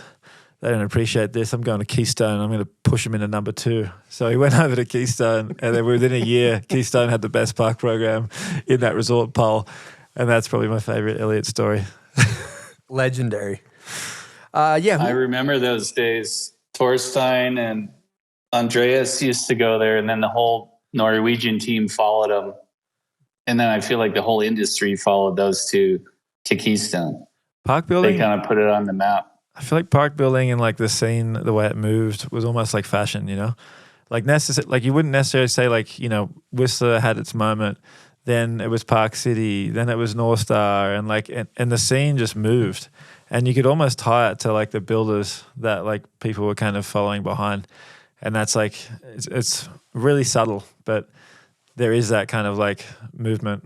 You will find if there's a good builder and they move from one resort to another, the parks get better and things get popular. But yeah, Torstein told me the most relevant thing ever. He said, you should only do 5 years at Perisher. And I'll never forget this. And I was like, why? And he goes, because everything has a 5-year lifespan. Even if it's still sick after 5 years, people are sick of going there. So I was like, some wise words. And I think I lasted 6, but the energy has definitely left by year 6. Okay, we have a Patreon question from Steve Titus here.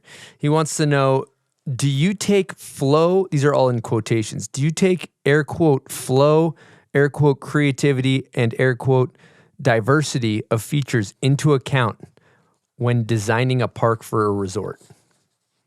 Yeah, definitely. I mean, no one wants to hit the same feature multiple times in a line unless it's 6 down rails, which could probably be the best park in the world if you ask most rail riders. But I mean, yeah, I think you want to have a diversity of features. You want to have features that can be hit multiple different ways too. Parish, we always used to line things out in a way that, if you hit one line, you could switch lanes and get to the side of another feature and mix things up. And flow's super important.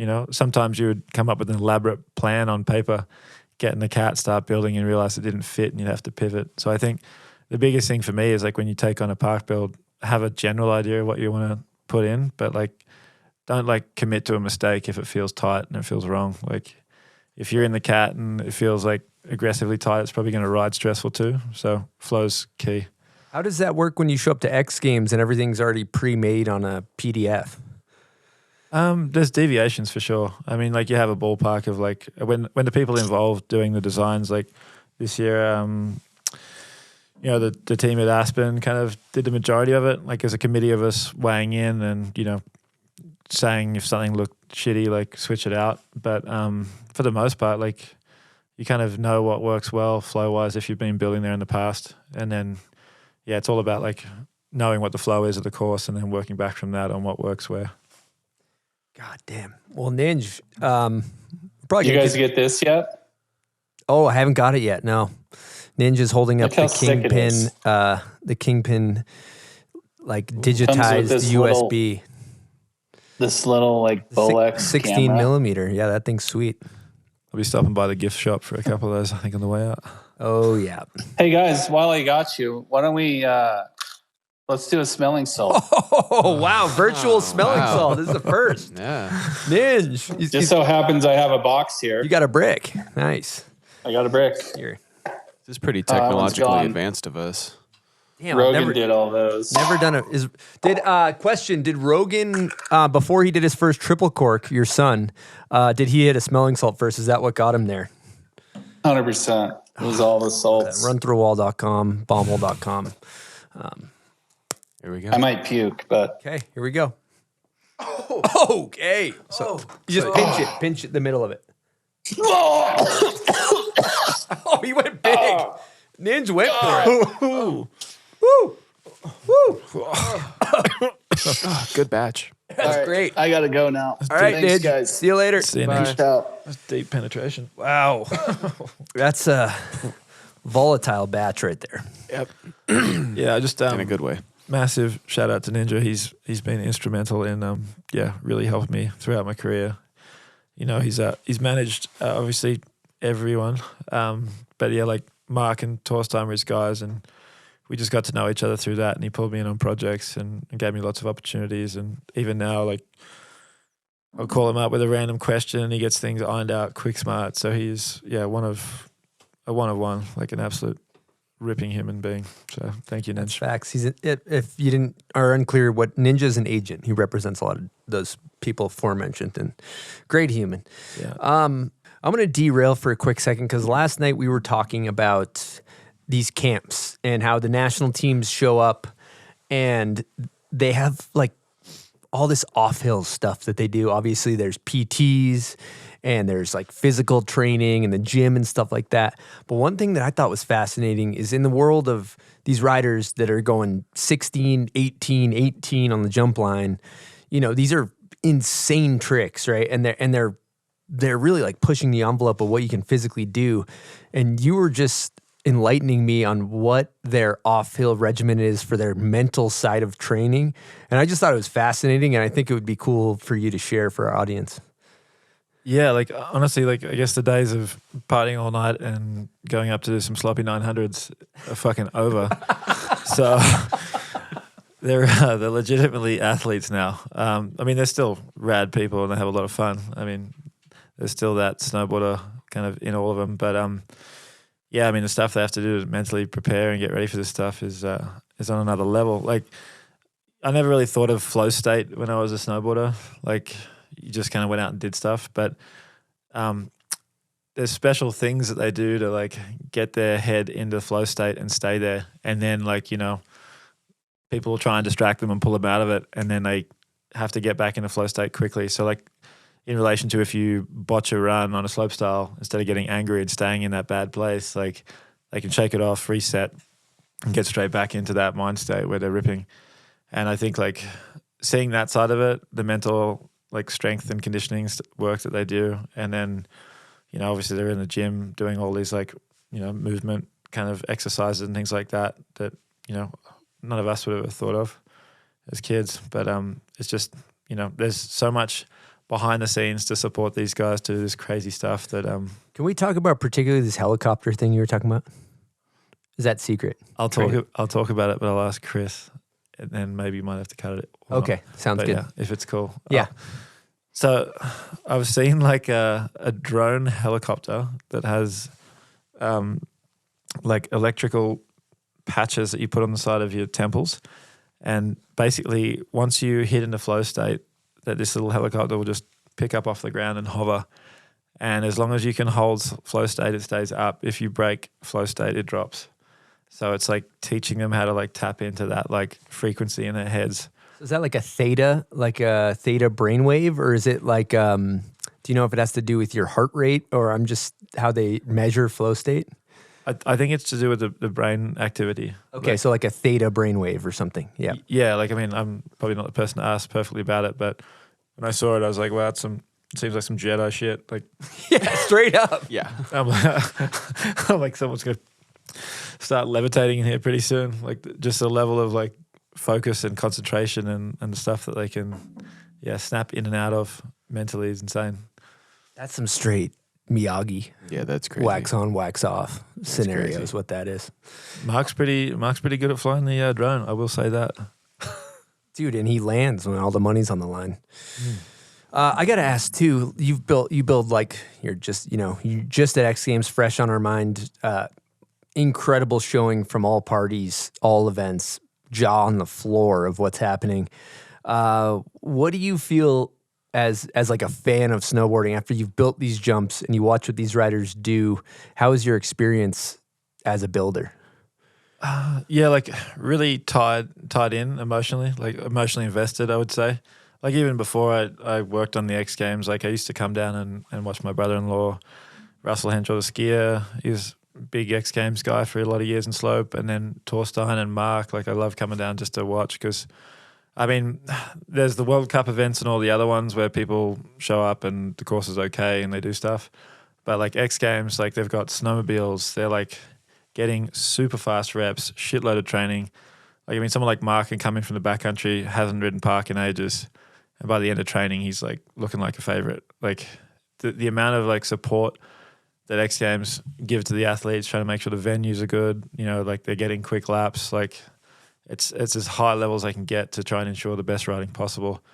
And that's why I've been such a fan. Like, you'd go down as a spectator and watch that stuff and just see like, NBDs and next level shit getting pushed. And, people can hate on the internet like, oh, I fucking hate 1800s and things. Like when I was a kid, if you did more than a 7, you were like hucking. It's so much more advanced. The jumps have come a long way. The riders are capable of so much. Like I still like to see that aspect of it. And when you're standing there in person, the energy is just so different, It's like a gladiator sport. You're standing there at the bottom of that big air, just watching people go for it.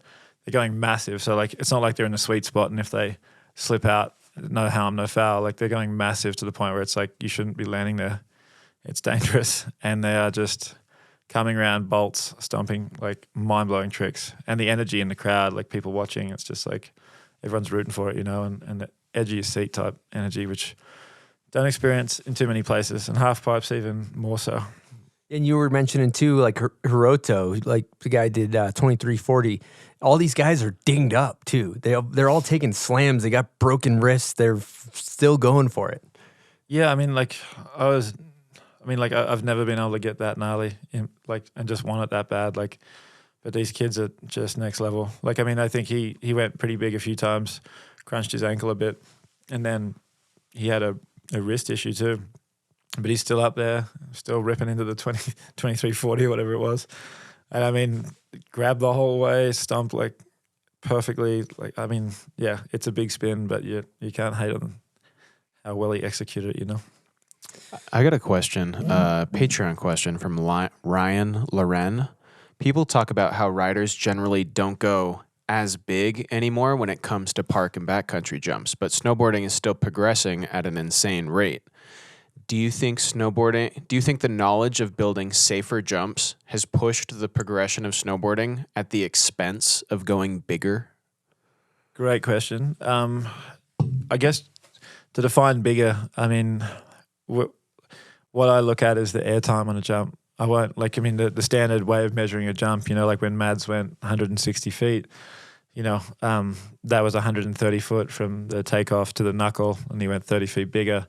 So that was insane. But if you look at the airtime, like when you listen to Sage talking about when he hit Pyramid or Chad's Gap, like he's like, I had to peg that 1260 to get it around because there's not much airtime. You're just like flying out, you know, and there's just not too much of an up and down curve to give you that time to execute the trick.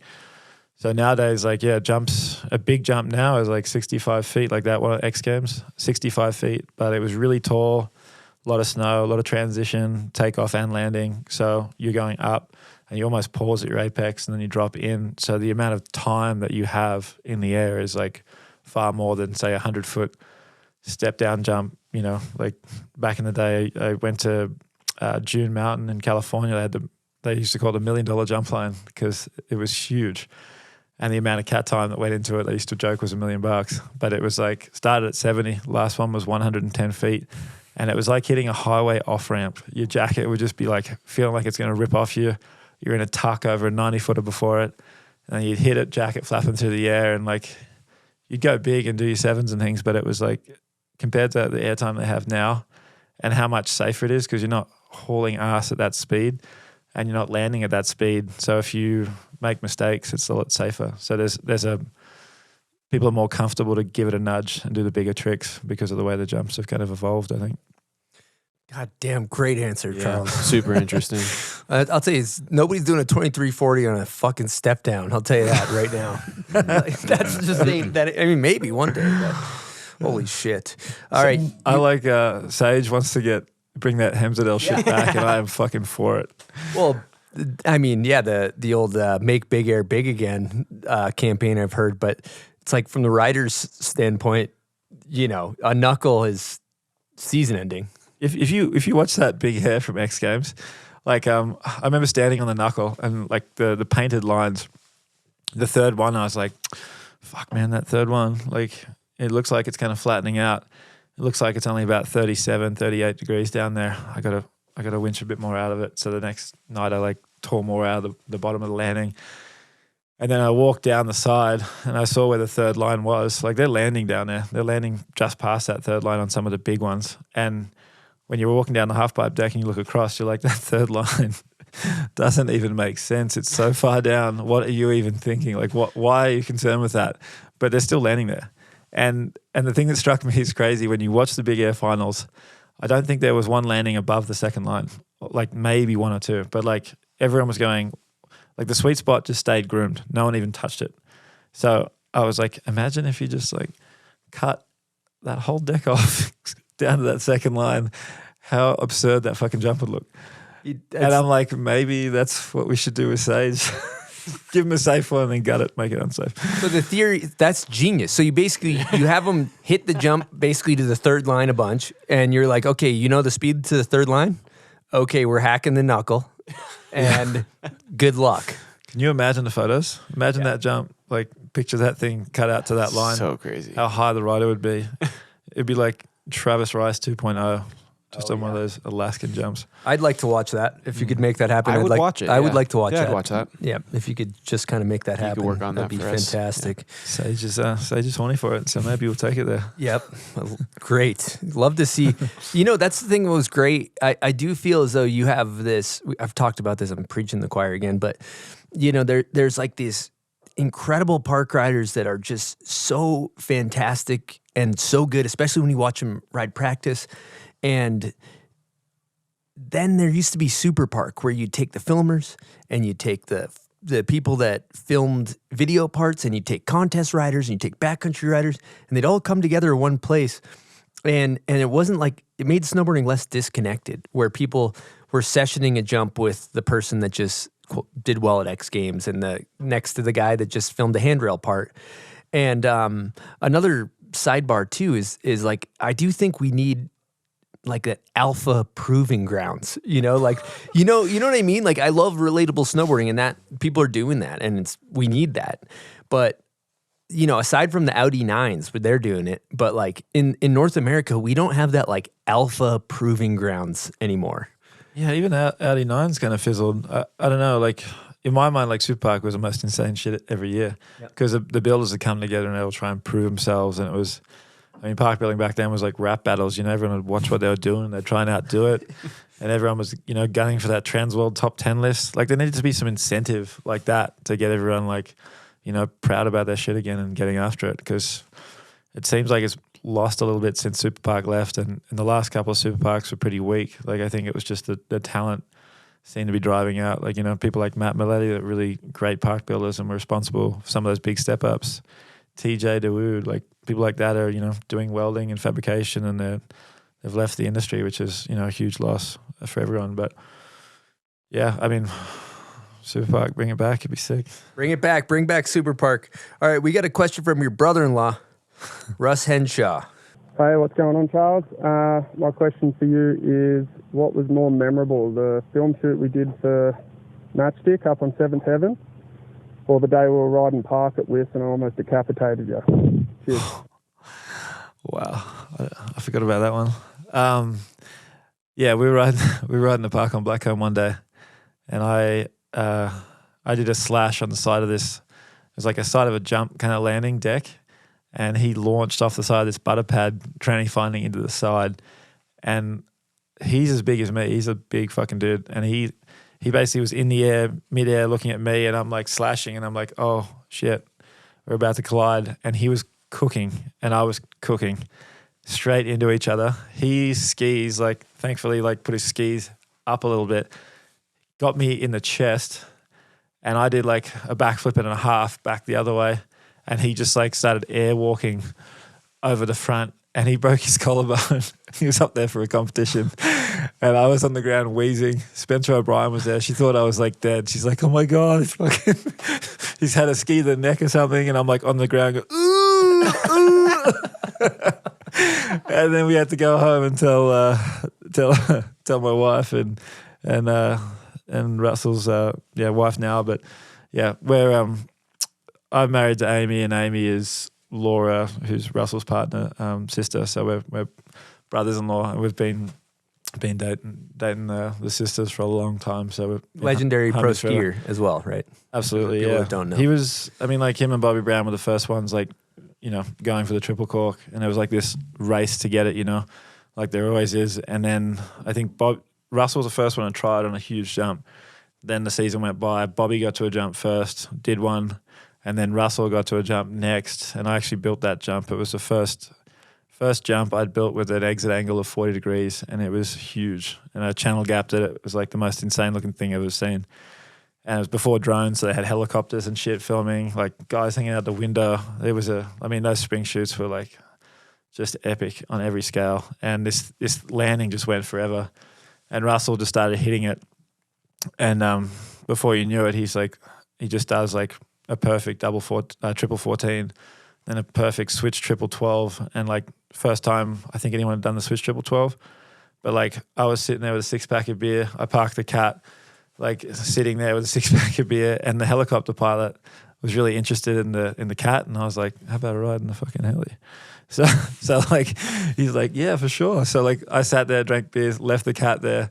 I was with Amy and Laura watching, you know, Russell smash this jump, like absolutely fucked up a session, like video game stuff. And at that time, like triples weren't a thing, so we're just like all tripping. Sunset happens, it's beautiful. Jump in the helicopter, they take us down to town, and I go get the cat the next afternoon. But yeah, that was a good memory too. Legendary. Yeah. I like that you don't discriminate skier, snowboarder.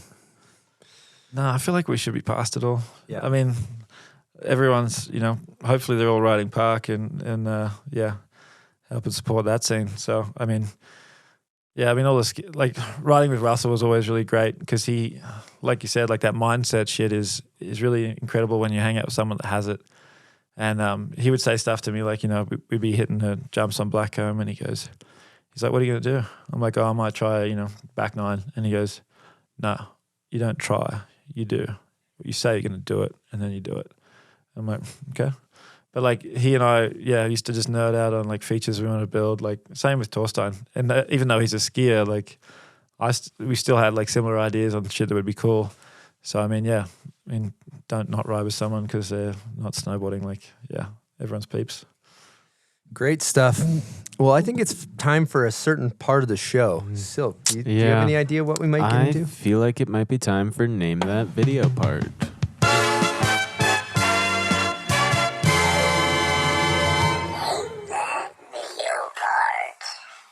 Okay, Charles. How are we feeling? I was feeling pretty confident, but now I'm here. I'm not feeling that Are you confident. nervous? People get nervous for this segment. Yeah. I back myself as a massive snowboard nerd, but like, been watching less and less DVDs. Russell said that you could give him anything and he'll get it. That's what your brother-in-law said. So I hope he's right. Here we go. For your life get ruined. Life is a thrill when your skill is developed. If you ain't got a skill or trade, then shut the hell up. Bjorn Liners in technical difficulties. That is correct. Wow. Wow. He kind of gave me a wheelhouse of like Simple Pleasures, Decade, Tech Diff. Had to go Bjorn. Nice work. Oh, you get a prize. Great part. Oh, thanks. You get a little a bunch of bomb hole stuff in there, some smelling salts. You can bring that back using the cat if you need to. Mate, I will find a use for those salts, that's for sure. I want to say too, I'll be a Patreon once I leave here. I feel like a shoplifter because I have enjoyed way too many of your episodes and not been on the Patreon, but I'm changing that. My apologies. No, all good. Dude, that's we don't put any pressure. It's like if you want to support the show at the Patreon, you can, and we're honored that anybody that wants to do it. We're just it's really cool, and we'll try to keep the Patreon questions coming. Part 2 for Name That Video part isn't for you. It's for the listeners. Let's see how you guys do. And then for the winner, comment on the photo of Charles on Instagram. That's where we pick our winner. Good luck. Here we go.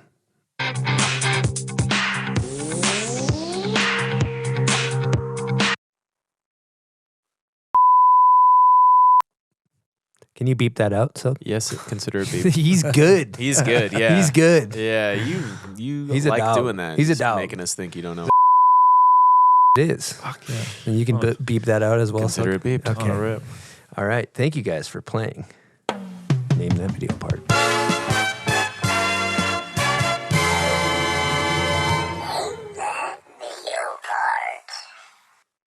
I could have given you more questions for more songs, but the problem is you're better off getting one and getting it right because like I got some wrong when I was the guest. Yeah, we gave you like 7. It fucking sucked. dude. Really? Fucking Yeah. When you don't want to, you just go home and you're like, I'm so stupid. I knew that one. I needed that. We haven't talked that much about your riding, but Lane Knack, aka Laser, wants to know, do you still have a back lip on a down flat down in the streets? Also, what was it like building out at Valhalla? Looked like a dream. Yeah, I mean, I had the best, I guess, riding session of my last couple of years in Ruka last November, and I backlipped through a double kink there. But Damn. I haven't done anything in the streets So for 10 years. just to be clear, down flat down, double kink. Yeah, Okay, so we're on the same page. We're on the same team. yeah. I mean, Triple kink's the same, 3 downs. Yeah, Oh, I love that you're on my team for this, Charles. Okay, continue. yeah. It's a tricky one. Yeah, I mean, definitely 2 different ways to look at it. He's kind of. This is kind of This the guy guy. has a lot of credibility. He's kind of the most credible. So you're correct. So continue. Well, I'm feeling positive about that decision, knowing you feel the same way. Yeah, so that was Ruka. I haven't done anything in the streets for at least 10 years. So it's maybe I just don't think I'd bounce off the stairs like I used to. So I'm not really willing to take that chance. I still love park rails. I love to see it. You actually told me recently about a violent back lip situation recently. Yeah, Idaho. The rail, there was a perfect down rail we set up there. There's a little bit of a dodgy weld on it, and I didn't pick up on it. I was just blasting through doing nose presses and stuff like that. And then I threw a back lip, and my heels like hooked right in the last core of the rail, and I just went straight to my lower back and head on the landing. And out for 30 seconds. Chris Corning and Red and everyone were there, and the physio, Joe. they all got me to get some CT scans and shit like that. So I had to get like CT scans for my head and back because I had a flight to France the next day. I woke up the next morning and my back had like a lump, like a boob on my back, on my spine. And then like it was completely black and blue. And I had to go sit in the cat in Font-Romeu, France for like 10 hours a day for 5 days straight. It was brutal, but good now. Also, 40 years old, cat driver, putting up back lips, getting bodied. Respect. Respect. Yeah. Respect. Yeah, respect. That's huge. Yeah. I don't know if it's stupid or... No, that's respect. That's respect, yeah. Yeah. And his part 2, which maybe I could preface too, is he's talking about your shoot at Valhalla, which I believe he's referencing Torstein's new movie Return, which if you haven't seen is incredible. Mikey Cicerelli, Brandon Davis, all the dogs. But yeah, maybe you could provide some context for what the concept was for that build up at Valhalla. Yeah, so we Torstein being Torstein doesn't do average. He had a pretty big vision for this one a few years ago, and we kind of had a proof of concept for the movie he did Light. So Jeff Panziero hosted Tor and I. We went up there, took a look around. It was kind of a surreal experience. Like, I'm such a snowboard fan, so like it still resonates with me how special that whole thing was. Like we rocked into the lodge and Jeff's like, "Hey, Travis is coming in." Travis lands a chopper, rolls in, has a coffee, and he's like, "Do you guys just want to take the chopper for a burn around the tenure? And you can see probably better than the air than you can from sleds." Jeff's like, "What do you think?" Torstein's like, "Yeah, let's do it." So we pile in the chopper and I'm flying around with these guys and they're just pointing at shit out the window. And I'm like, yeah, looks good. So we picked like 3 or 4 zones to look at, and then we went snowmobiling the next day, and we snowmobiled out to all these zones, looked at them, on the ground, and then we used Jeff's cats. He's got those like park road builder cats he has, and there's no winch. Like it's like tobogganing out there. It was like there's no traction. It was fucking terrifying. First year, because like homie Jay and the guys up there are awesome. Like they kind of prepped a couple of roads to get to the bowl, and then we got to the top and we're like sitting there. Helicopter comes, starts dropping bombs on his face, and they're like, "All right, you guys are good to go." And we just rolled in with the cats. Like we had a couple of ways to climb up the roads to get back to the top, and we would like push downhill until we couldn't like back up anymore. Then we'd do a long loop back around, start hogging more down. And we built these huge, like random boob-looking landings. And when you watch Light, like if you know that's built by a machine, it kind of blows you away because there's no square, nothing square. It's just like rolled out like those mine-tailing jumps here in Utah. And it had a cool look. And we cut the takeoffs really narrow so it looked like they were done by hand, like those out-of-flight wedges. So we had a theme. Anyway, it went well, but we built so many jumps that time that we didn't get to because it was late in the season. So like Torstein, when they got on it, had a window and half the stuff got baked. So they got what they got, which was good, but like we knew there was so much more that we could tap into. So then this next time for the latest one, we did it out in Valhalla and we brought in a winch cat and you can kind of like Pre-North got behind it and sent us out that Bison X winch. So the best part about it is you didn't have to have a tiller on the back and you didn't have to groom anything out. So I just had to make sure it was tracked all smooth and the takeoff was all backbladed nicely. There was no like hazards like big cookies or any of that shit. But, we used one of Jeff's cats to anchor off and we set the winch up in like crazy spots and just built a bunch of wild shit. Halfway through that build, there was we had like 1.5 meters of snow, like probably 5 feet or something. And then everything avalanched in the first zone we worked in. So everything just got buried in debris, which you could look at as a bad thing. But I was like, all that debris is like processed packed snow. So we're not having to pack the powder down to use it. So we had all this material and we just rebuilt and built it better. And then... little Project X scenario right there. Yeah, exactly. But I mean, sometimes it's hard to enjoy that stuff because, like Torstein has a very strong vision. And he's a homie too, and you don't want to let him down. You want to make sure that you can achieve, but he has an understanding as well, like of what my limitations are in the cat and stuff like that too. Because I mean, when we rock up there, like first thing he goes is like, "Yo, what do you think about that? Like that cliff there, like the trees and stuff about it. We can kind of build into that." But I was like trying to explain, like you have to have the anchor point above the cliff, and then you have to get the cat down. So like. Technically, you'd have to drive over that cliff with the cat which is impossible. So that one's fucking straight out. So off the bat, we were like culling a few of the dream spots straight away. But yeah, we ended up like being stuck in that one bowl. We were supposed to go to a few bowls and build in different areas, but just with the way the avalanche danger came in and stuff like that, we were kind of reduced to that one spot. But it was kind of cool because everything was there and it just fucking hit visually. When you saw it, you're like, wow. How was the experience when Torstein finally tested the jumps and FT'd it? I hate to say, but I wasn't even there for it. Like, really? Yeah. Like, God damn it. I mean, it costs a lot of money to keep, like, you know, like to stay up there, you know, in those areas. It's like chewing up Budge and you know, Torstein, it's a homie. I'm not trying to like see him blow money and keep me around. And, you know, like at that point, the machine work's done and you're letting it snow for 2 weeks. So I would have to stay for like 2 weeks. And as much as, I mean, I'm not the talent. You have to like accept that. As much as I was like, I want to fucking hit those jumps with you guys. I'm like, I'm not taking up like landing holes from the guys that are like invested in doing this professionally. So like, you know, you're the support guy and yeah, you wish him well. And I got a couple of power runs there, so no complaints. But that crew, like just Torstein surrounds himself with the best people, and like his wife Celia, amazing. She was just like there supporting everything. Jeff Penziero, obviously, absolute legend. And yeah, just Mikey and Mons and Kokart, like just lovely people. And I think like Mikey and Mons I've known since they were on those M teams, on the national teams, and great boarders, but just like as human beings, just the most gentlemanly, lovely people. So top notch. Good peeps. One thing Jeff Pensero mentioned when I was talking to him yesterday, he said something about 2 cats falling in a lake during the build. Thankfully that happened before I got there. Yeah. Yeah. He was like, hey, when's that winch coming? I'm like, that thing is not going to be able to pull out those fucking cats in the frozen lake, dude.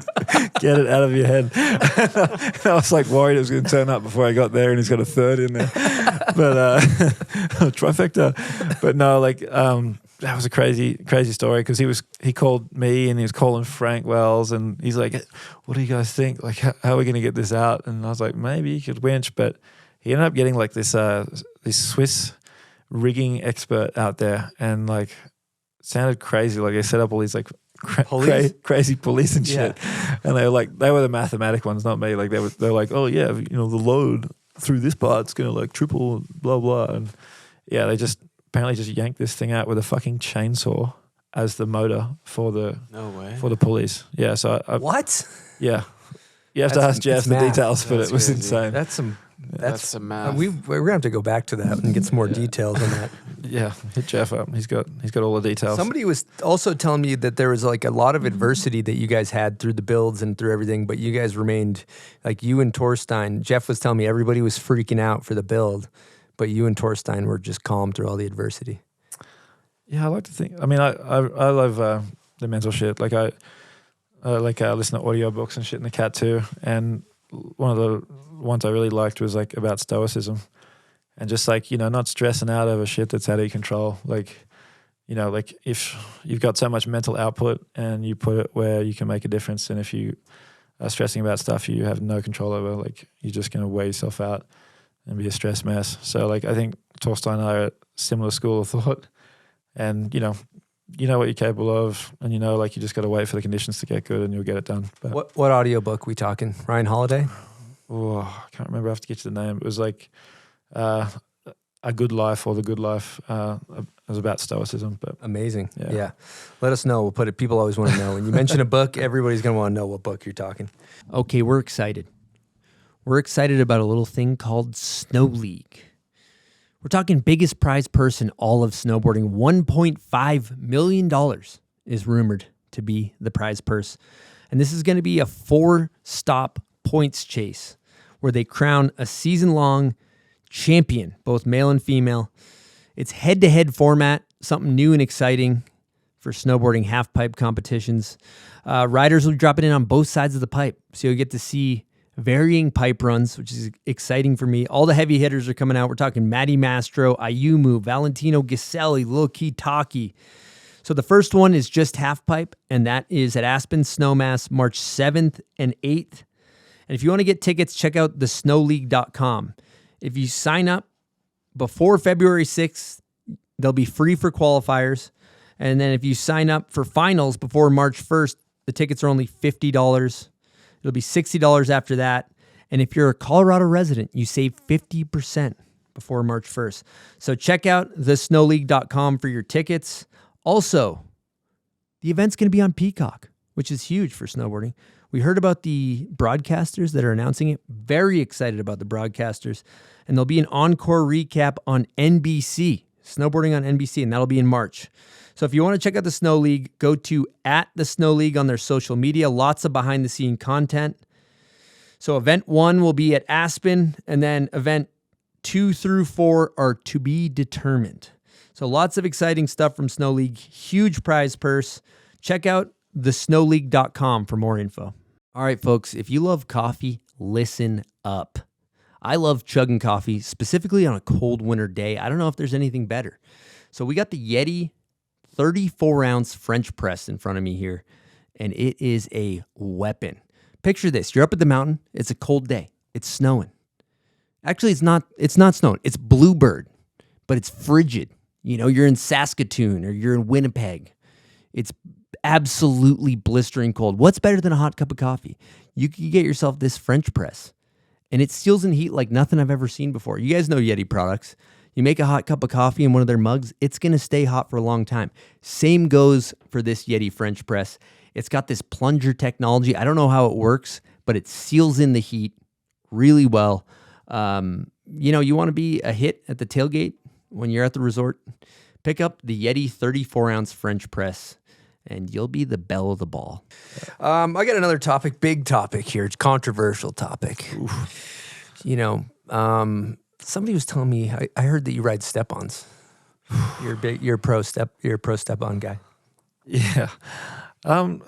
Yeah, it's a weird one. Like, I feel like I listened to that podcast with Caleb, obviously, and props to putting that up, because I mean, I find like sometimes when I strongly disagree with people, it gets me so fired up, and I'm in the cat going, motherfuckers, you know, and that one did it for me, and I even messaged it, but I was like, yeah. What did you message him? I think I messaged you. I don't know. Oh, you messaged me? Yeah. I didn't know him. I didn't message him. Oh, you thought, you messaged me about it, yeah. Sound like it could get long-winded if we got into it. But but basically, yeah, like I started, like Chris Wickwicki, the Canadian coach, he had a pair. And I was like, really? And he goes, yeah, it's pretty awesome, man. Like, you just step on and away you go. And I was like, well, I can't do it. And then, like, my buddy Shane Carter, who works at Burton Australia, he gave me a pair, like, legend dude. He gave me a pair. He's like, I'd just be interested to see what you think. And I'd seen a few popping up at the stomping grounds, like Mark at one point, and I think Clemens. I saw some double corks with them on, just to prove, you know, like, they're not just a gimmick.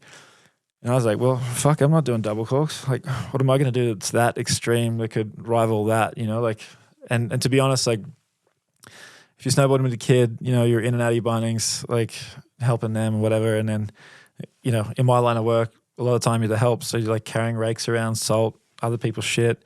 So you're in and out. And it's like, yeah, I'll give them a try. And I had an open mind.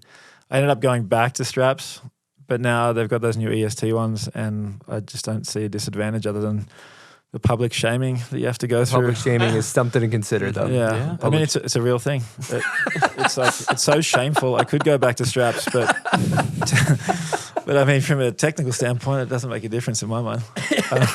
And I'll say this, like, my kid, I got him step-ons too, because I'm like, if he gets, you know, if straps are that much better later on, I'll put him on. But I don't want to have to deal with strapping his shit in and getting the snow out of his binding. And he's ripping everywhere in those things. And we rode with another family the other day, and we were waiting for him, and we're just like straight off the lift, fucking off we go. So efficiencies, man, big on efficiencies. Big on efficiencies. Yeah. Well, now you will be shamed. So good luck with that. Zero credibility left. He hangs out with everything. skiers. Yeah, hangs out with skiers, like Kinda step-ons. But you redeemed yourself with the amount of kinks, I will say. Yeah, that was good. Speaking of step-ons and a rider aforementioned to do a double cork in step-ons, we have a question from Mark McMorris. Charlie boy, Sparky here. Hope the chat's going well. Just thinking to myself how many amazing times we've had over the past decade around the world. I can't help but think about the very first shoot we did together in Australia, filming for In Motion.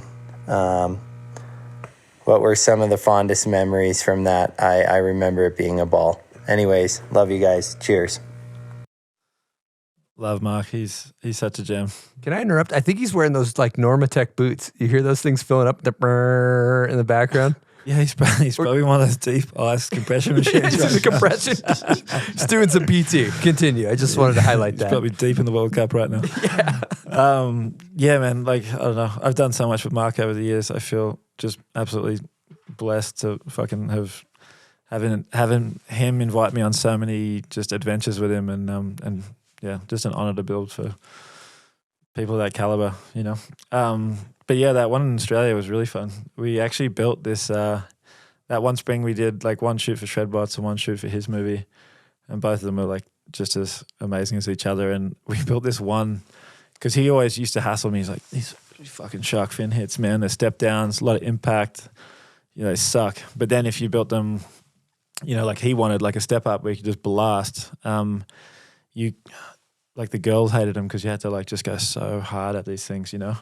And not everyone's a strong transition rider like Mark is. So we built this like, I'll get you a photo, but it's like it was a jump, and then behind the wedge, we had these huge quarter pipe kind of hits, and it stepped up to the landing. And we had, you know, Doug Graham, big shout out to him, and Pete Vain. They were Perisher groomers and just amazing at what they did. Pete was in the excavator, like, yeah, ungodly amount of time perfecting those things. We even like made a plate on the back of the cutting edge for the excavator, and we welded like corduroy old steel plates on. So like you just saw this quarter pipe and it had perfect cord the whole way up it. It just didn't even make sense to look at. It was so beautiful. And anyway, Scotty was part of that session, as Mikkel, as Ulrich, like all the people you want, like the people that just make snowboarding exciting. And the best part about it was Mark was like, I don't know if I want to go first, you know, like anyone want to go first? And while he's talking about it, Scotty James had this like home energy, like home team energy. Is like, this is my house. I'm going to fucking test this jump. So he's up there, he's hitting the jump, and then he's ripping into triple corks on the jump. Like, and then Mark's like right behind him. Like it was just like this alpha male display, which I fucking live for. Like I love that shit. The two of them just jousting was like the most epic. Like Ulrich was doing his nines and everything else, like the rodeos, and like Mikkel was doing beautiful things too. But like the energy between these two, just trying to like out Red Bull each other, was like amazing to watch. And who's the biggest can? I don't know. But yeah, like they were doing triple everything on the jump, and Scotty's an amazing jump rider too. Like, and everyone forgets that. But him on a jump was like incredible. He just was scared of rails, so he could never be a slope guy. I was like, it's a couple of easy tricks you could learn, you could be great. But anyway, then they started on the quarter pipes, and like Scotty was doing like, I think front double 10s out of the quarter pipes, which is pretty cutting edge then. And then, you know, they were both going huge. And then Mark just starts doing these huge alley-oop back rodeo 9s and stuff like that, like doubles. And just, yeah, just that energy in that session was like memorable as shit. Both those guys were absolutely like just ripping. I don't think anyone won. I just think it was just a great display. And didn't Sparky go to war on a double back rodeo 10? Is that the same jump? He did, yeah. He took a few lickings. Yeah. But that's the thing about Mark, is like he's determined. Like I've seen him take some absolutely fucking horrendous beatings, and he doesn't let go. He just gets up and he's determined and he goes again. So like, I mean, this whole airbag generation, like I feel bad for the Marks, you know, who like paid for those tricks in blood, sweat and tears. Yeah. And everyone else is landing in a cushion and they don't step to snow till the muscle memory set in.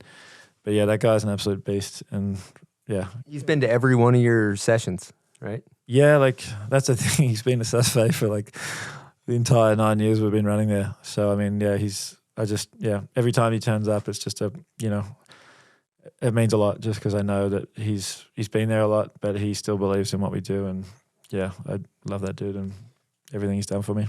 You know, it's, I think, really cool with, you know, you take somebody like Sparky, you take somebody like Sage, who won the Olympics, Red, who won the Olympics, you know, like in some ways, some of our shining stars, like Sean went a bit Hollywood, where he kind of veered away from the snowboard culture or the scene, or like you didn't feel like he was just one of the boys. But I feel like it makes you really appreciate the Reds and the Marks for like just staying so fucking true, even though they did the most big time shit ever, Well, they're just like real people too. Like, I mean, the funniest thing is like everyone's like, oh, jocks and athletes, but it's like Mark and I will post up at like a hole in the wall bar in Saas-Fee and like get pretty spannered, like on a random afternoon. Like he still knows how to have fun, but he knows how to like be disciplined. And the same with Red. Like those guys are like fun to hang out and have beers with, like play beer pong or whatever. But like they're just they're not like serious jocks. They're a good time and they're good peeps. And sometimes they will get yammered. Yeah. Yeah. Life's about balance. Hammered. All right, let's hit some Patreon questions. What do you say, Silk? We got a whole freaking slew of these things. We definitely have a lot more we could. I'm gonna let you pick. All right, this one's been kind of staring at me off the piece of paper here. This one's from Moby Nick. Strong name. Great name. What life lessons have you learned from building parks? What can I learn from a jump and from a rail?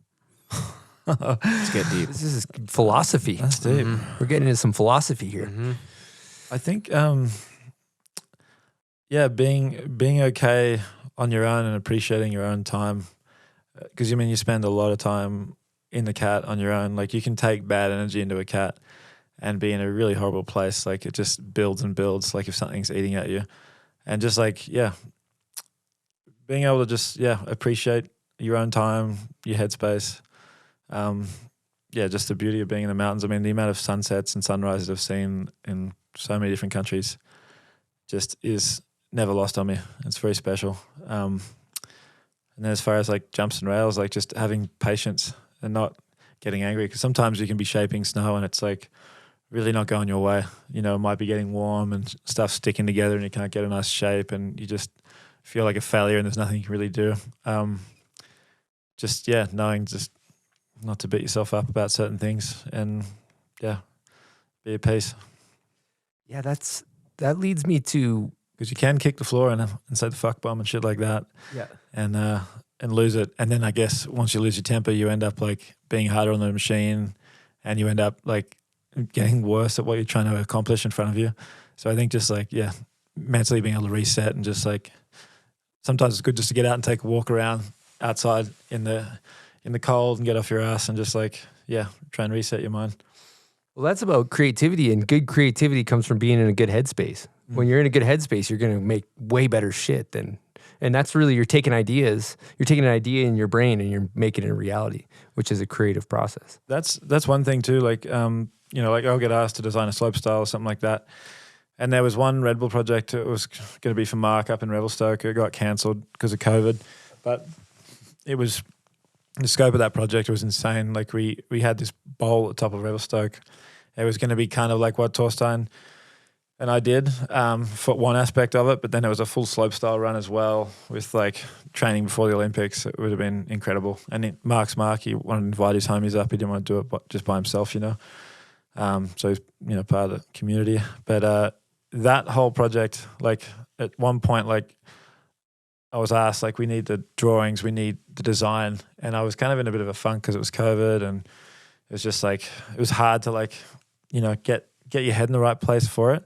And then literally like 2 months later, like I just had this like night where I had a beer or something like that and I was sitting there and my head was in the right space and I just like shut my eyes and thought about it for like 45 minutes. And then next thing you know, I got the sketchbook out, redesigned the whole thing and it was like the best course design I've ever done. And we never got to build it, unfortunately, but it just like that whole creative process is like, it's not like business. You can't just like force it when you need to. Like sometimes it comes to you and you gotta design when you're feeling it. All right, Charles, I've heard you're a bit of a connoisseur of the arts. Yeah, I used to love sketching. You want to tee something up in the stew or? Yeah, I mean, I could do it now or we could do it after. But okay. I used to, draw a lot in school. I liked the architecture and things like that when I got like to the later years. But yeah, like with snowboarding, I would sketch like every trick in a sequence before I tried it, so I could like visually understand like every part of the trick from every angle. So like I had like this knack of really understanding and almost to a point of like muscle memory from sketching the tricks before I tried them. And then when I tried them, I'd always put them to my feet first try. So I think like big on visualization and sketching really helped with that. I don't have as much time to do much of it anymore, but like I can still bang out a sequence if people like, want a certain trick sketched up. Yeah, we're gonna need something. We'll come up with an iconic. You got to figure out like the style of jump and the style of trick you want. We got a lot of photos on the wall here. Yeah. Well, I mean, I don't know if that Jamie Lynn's too rudimentary for you. You want it's more of a scenic, I feel like, sequence.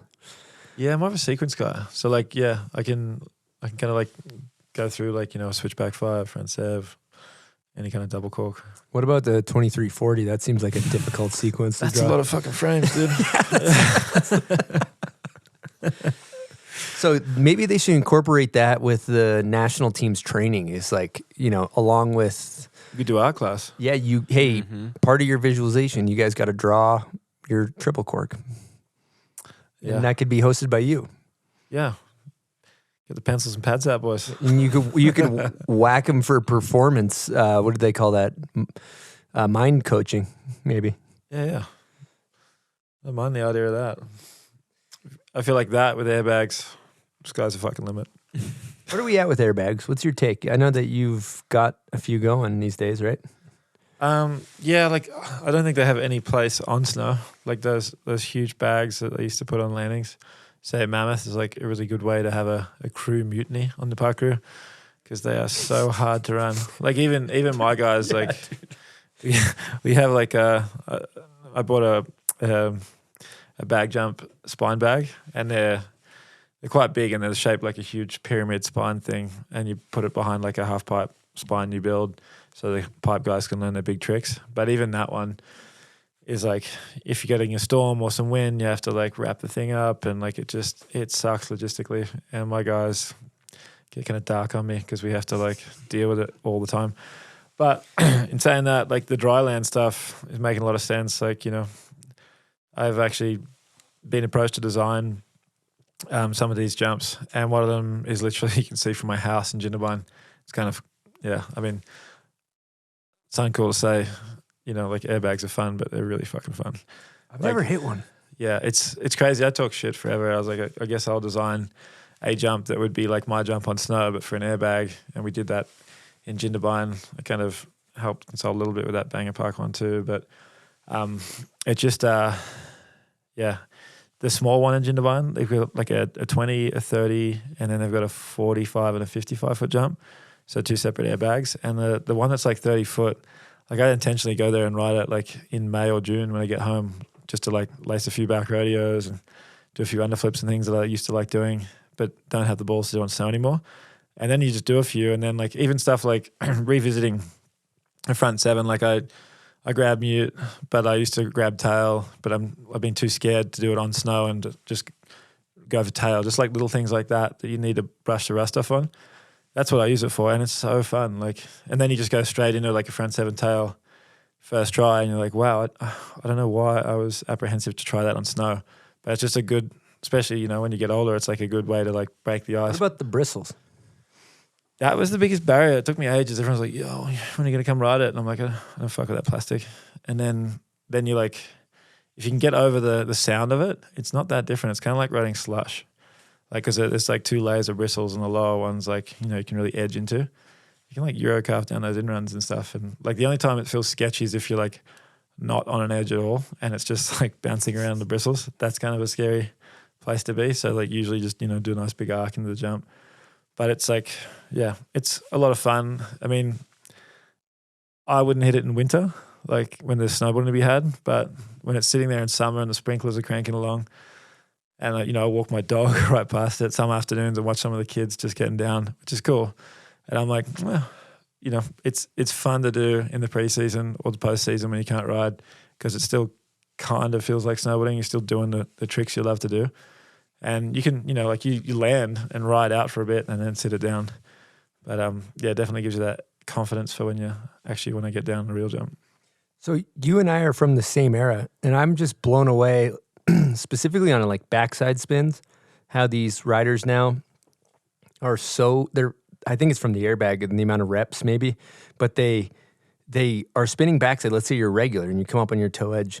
I'm used to, I won't lump you in with me, but like hard left to right drift on a backside spin, right? Like bad fundies. Yeah. These new kids are drifting left. Yeah. They're like anti-drifting. It's fucking insane. You can like nerd out on the technicality. Like when you watch I've been around enough like sessions and coaches and heard things being said. And they've even had Chris Wewick, the Canadian coach, come up to me and be like, that back five you did is fucking scary. You're like, you're breaking at the waist. It was like, there was one time in Whistler. Dude, I'm with you on that. Right there, brother. Full pat, not as bad as like Damachi patting the dog off the lip. Yeah, but, we're close though. Yeah, Yep. Yeah, you're locking early because you're scared. And yeah, like Whistler one time, shack jump is like probably the most intimidating jump I'd hit every year. I stopped hitting it like last year. I think it was the last time I might have hit it. Which is like a sad point. It's just like it's like an old dog going out to pasture, yep. You didn't have the balls that year, and now you're probably not going to get back there. But that thing's huge, 65 foot straight up, and I did a back five because I just wouldn't fuck around with straight airs because they're scary to me. And I would just do a front three and then a back five, and this back five I locked on, and I landed I went upside down, and I'm like, fuck it, we're good, just hold on. You've been here before. And I was like fully upside down, back five, indie, and like relaxing into it. And I knew I was drifting. And then I came round perfectly, and I landed like in the power off the side of the grooming, like off the groom landing. And I'm in the power, and I like stomp it, and I'm like, I ride back into the groomer's switch. And I was like, fuck, that was kind of cool. Chris is like, dude, you almost fucking died. And we had to like run for cover because he like drifted over that corner of the knuckle. And he's like, you're breaking at the waist. And then I started to listen to like the technicality of that stuff and to pay attention to say like a Mark Morris takeoff. Like when he takes off, the way his shoulders like so stacked. Open, he's stacked and he's like strong through the core. And he just gets that drive and that snap out of the lip. So like in my mind, like another thing I got told was like on your front three, like I've front threed forever, but like I went through a phase where I started to get a bit sloppy and I would feel myself getting on my heels a little bit too early and the takeoff was getting a bit questionable. And then Mark's like, just keep your front shoulder like down between your legs until you get to the lip. And then like... So you're off the lip or basically? To pretty much like at the lip snapping. So he's like, because on these big takeoffs you need to wait. Oh, God, so he's like, that's great advice. If you keep your shoulder closed until you pop. And God damn it, that's good. Yeah, and like seeing like I'm taking that. The way you wait on a takeoff too with your backside, like staying stacked, like all those little things, like they make a huge difference. Yeah, but let's be real here. Like I know all the shit, dude. I know wait to do your setup turn, stay stacked over your board, don't hinge. Here's me coming in for a back seven. You're like, come on, Chris, stay stacked. Come on, don't drift, stay stacked. Wait to switch it, whatever. And as soon as I get taken off the lip, and it's like, and we're hinging, we're hinged, and we're hinged, and we're upside down, and we're like, go. Yeah. Wait, go. And it's like, dude, it's easier said than done. Yeah, that's why I can appreciate these fucking 1620s that are anti-drifting. The arm thing for the front side spin worked.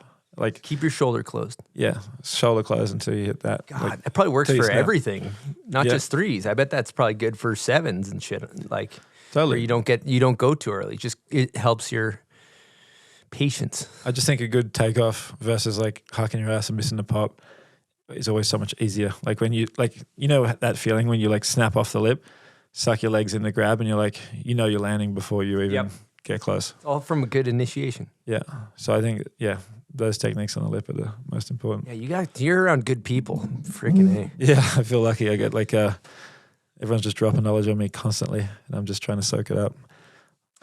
Being so close to it, there's all this debate about where we're headed in snowboarding with all the rotations and slope style. And do you have any thoughts on that rhetoric?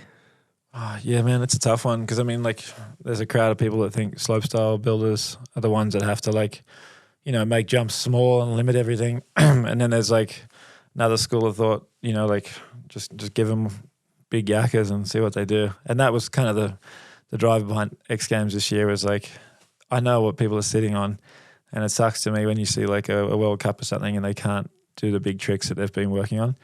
And I'm like, I feel like there's a place. Maybe the tour is, more like you have one stop that's more, small early season, more creative, like more rail focused or something. And then the next stop's kind of got more transition style features, and the next one's more, like a bit more of a jump kind of percentage in the course. But I don't agree with like limiting what they can do. Like I feel like there's a space for it all. Like the formats, I think, are kind of where things have to change. Like maybe you bring in like a style run. Like I think X Games kind of missed out this year when they didn't do, you had to spin two different directions. Yeah, I agree. Because everyone just locked into that one trick and kept trying to redo it, and it was kind of not boring. Like, just get repetitive. So I think the formats are kind of where people need to massage the riding. But the style aspect too is a tough one. Like you can't say that 2340 wasn't done perfectly. Like it's stomped. And as long as it looks good, like I think it's good. But there's that style debate, and I think maybe there's an expression session, or like you can only do like 3, 5, and 7 on a run, and it's like the cleanest, coolest looking ones, because everyone writes these guys off like, oh, they just spin, man. But like, hands down, any of these kids could do a better cab 9 or whatever whatever trick you can name than the person talking shit. Like always, dude.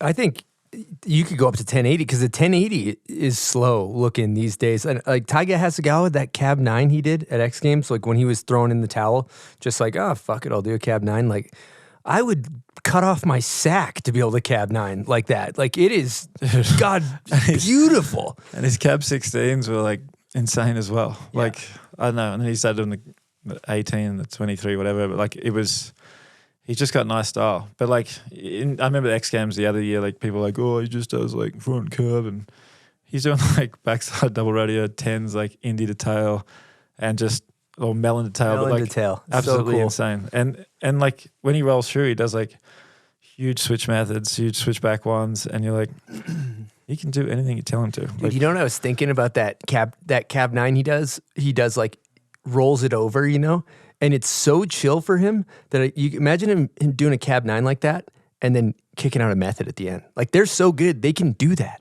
Yeah.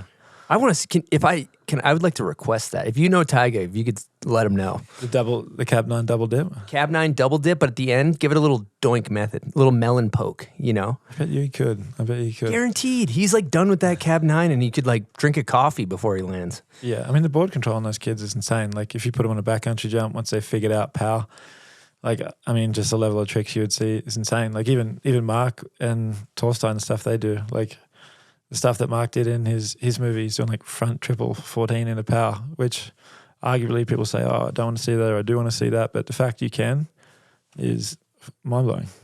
It's insane. It's crazy. Let's rifle through a few more Patreons, Silk. All right, we got a question from Theo. Do you dream in geometrical patterns? As a master of your craft, how has developing this skill changed how you look at the world? I mean, I still look at street spots even though I have no business hitting them. I feel that doesn't go away. That doesn't go away. I mean, like I'll look at features around the place and think like that could be cool if it was adopted to a park or something like that. I wouldn't say I see in numbers, not like Keanu Reeves. Unless these digits. But yeah, like I definitely, have a lot of ideas. And like one thing I found really valuable is I used to keep a black book in my backpack at work, and I would sometimes I found like I'd be building and have so many good ideas just pouring out of my head, but you'd forget them because you like got on with things. But like it might not be the right idea for the time, but it's like it's cool to quickly just sketch it up and have it there for later, because then I'd have this book of ideas. If I was feeling kind of like not in the headspace to be creative, I'd just like revert back to the book and read through some. Bill Belichick's playbook, basically, in American football. Pretty much. Yeah, or like a menu, like you just menu. paste it out the way you want. Denny's menu. Yeah, same thing. But yeah, I don't know. It's Love to see it. I got another question here. This is from Stuck in Ohio. Do you collaborate or take influence from other builders and genres of action sports outside of snowboarding? Yeah, definitely. I mean, I really like what Axel Hodges did with that, the quarter pipe airs and shit he did, like the flat banks. Like I feel like that's one aspect of snowboarding that like really could be expanded on. Like everyone's like straight down the line slope style type runs. Like in my mind, where Frank Wells has gone with Mammoth and that recharge event, I thought was cool. Like more transition based, back and forth.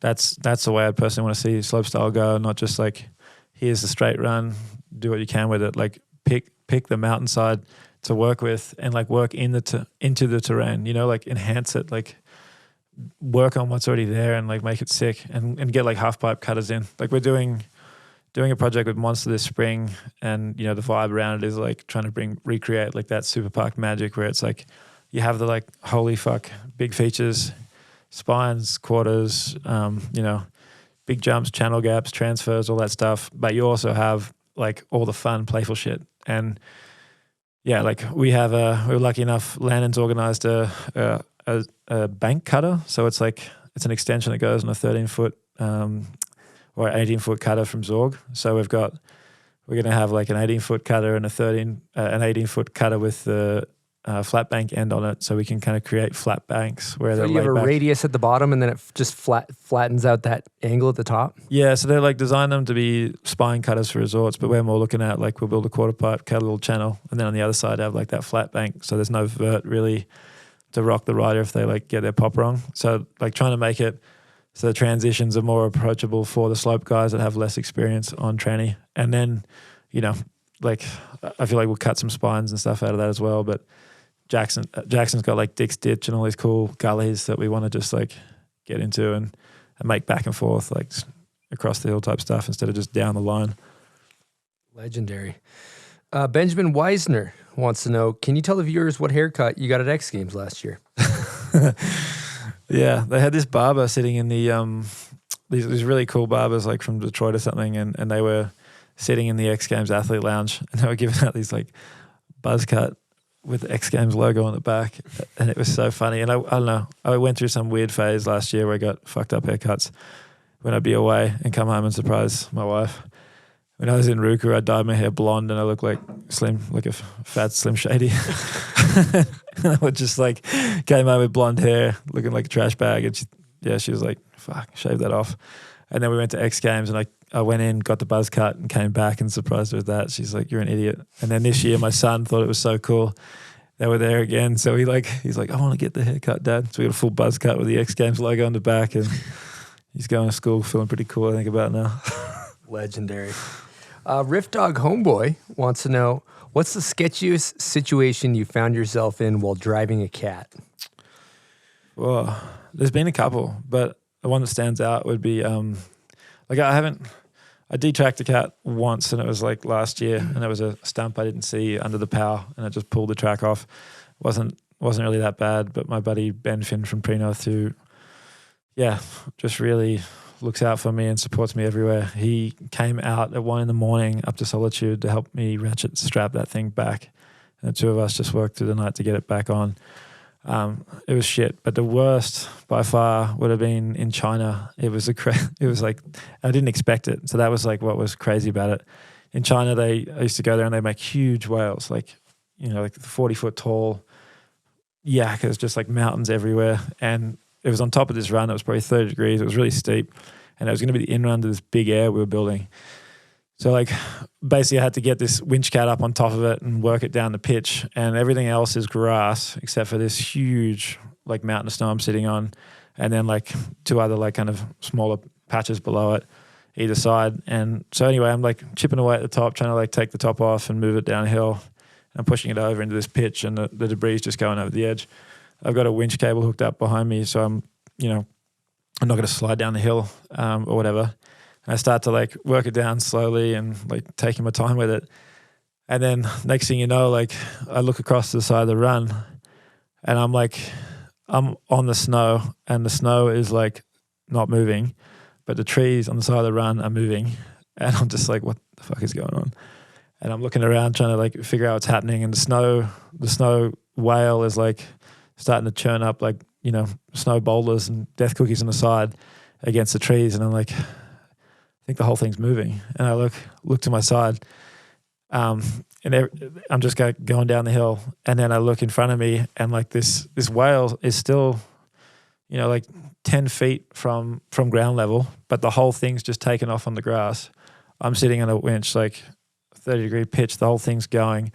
And then this, like, it was just like a serac in Alaska or something like that, or a crevasse. It just like the snow we were on, that whale just cracked open, and the stuff in front of me just like started moving quicker.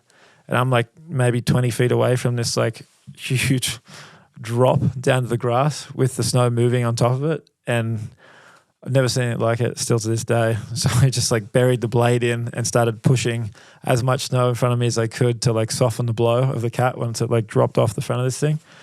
And tensioning up the winch cable, trying to stay away from the edge, and like I was just like going for it. And this Chinese mountain manager who was sitting in the cat next to me like freaked out and was like, whoa!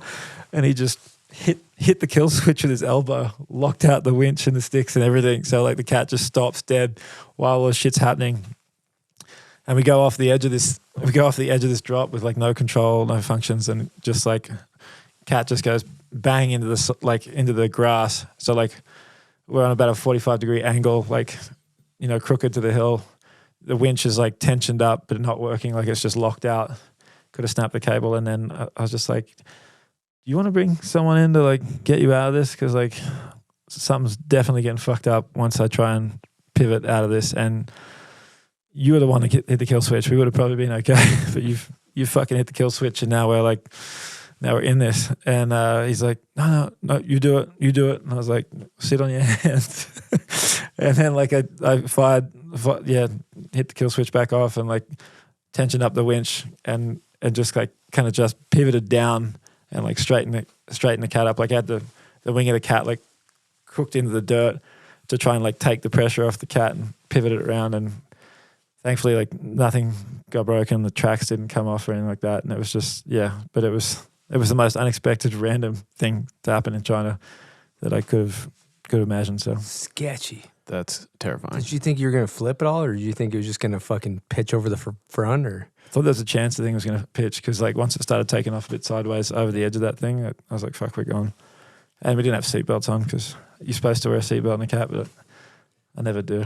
Like there's been a couple of times, actually, Torstein, when we were dropping in without a winch cable on those like faces, I'd put a seatbelt on. Like we'd walk down and like with a chainsaw hit some of those tree stumps to get them like lower in case the cat hits it, because it's just power everywhere. You don't know what's coming. And if you don't have a cable and a controlled descent, you're just like tobogganing down the hill hoping for the best. Crazy. Yeah. That's fucked up. Insane.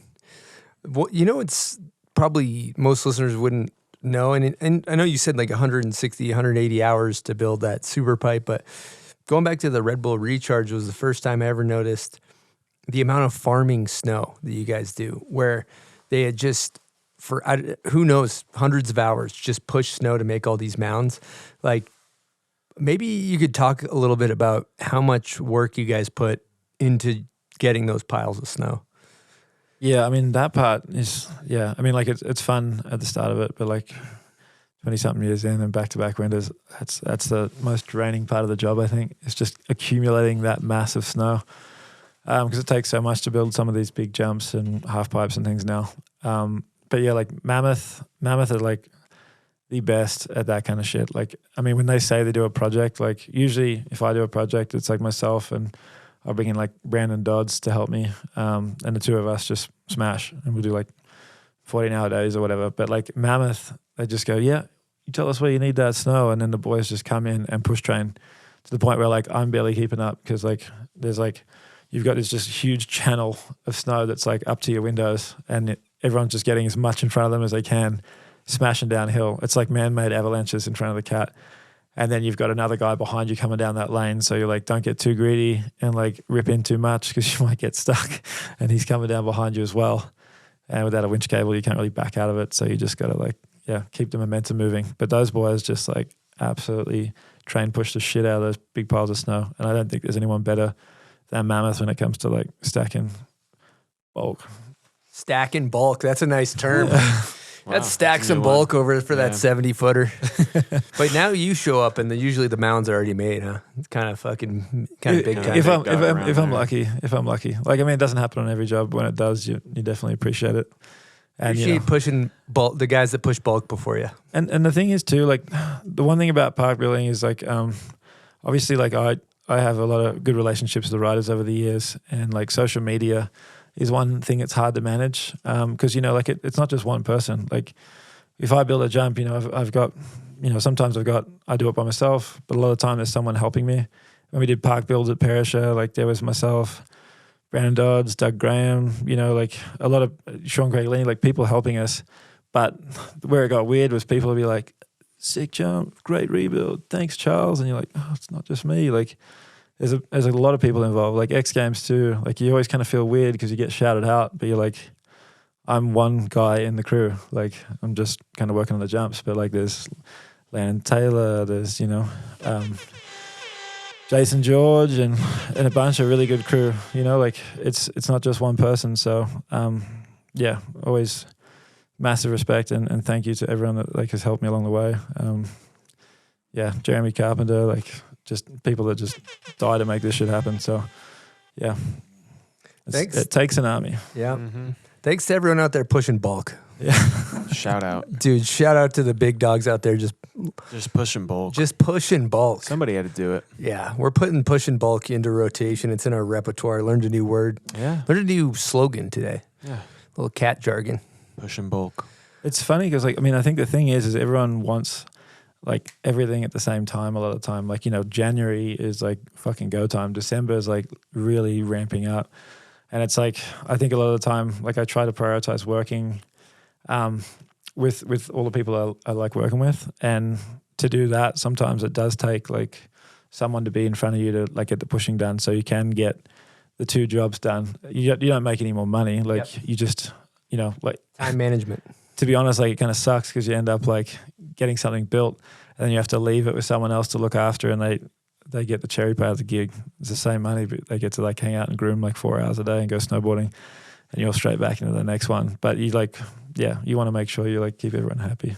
Bit of a people pleaser, I guess. Yeah.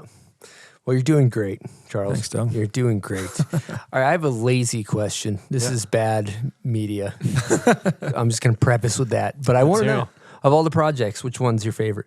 All of the ones you worked on. Oh, man. It's such a hard one. Again, lazy question. Sorry. Yeah, no, it's all right. After the fact, I'd say Torstein's because it's just so different. Like, but when you're in it, like they're quite intense. Just the amount of variables that you're not used to. Like that gray bowl. Proper challenge, that one. But other than that, like, the Stomping Grounds, like the first few years, just like it was such a groundbreaking, bold move for me. Just not just the build, but like, I mean, being on a glacier in general is its own fucking challenge. Like, we turn up there and there's like, they've got excavators just like filling up the crevasses and stuff like that, and you don't know if maybe they haven't filled every one of them. Like maybe they miss one and it's bridged by a lot of snow.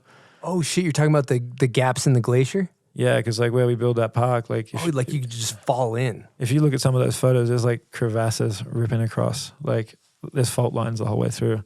So before we build the park and the pipe, like the excavators go in and just like plug it all up, and then we come in and build. But like when you're starting to move around a snowpack that's been sitting there all summer and could be bridging some monsters, like that's always kind of a hairy feeling. And sometimes you do feel the bottom of the cat like drop a little bit, but the crevasses aren't big enough to take a cat, So Jesus. By the time the park's built, everything's done. But like it's some of it's pretty white knuckle kind of work, because you're like, what does the insurance cover if I sink this fucking cat in a hole? And then it's all banged up. It's happened before, not with us, but like there's stories where cats have gone in. Crazy. So. The Sauce Vaer and like the early season contest, I feel like this year more than ever I felt like there was like a new trick getting invented every week on Instagram. Like it must have been nuts.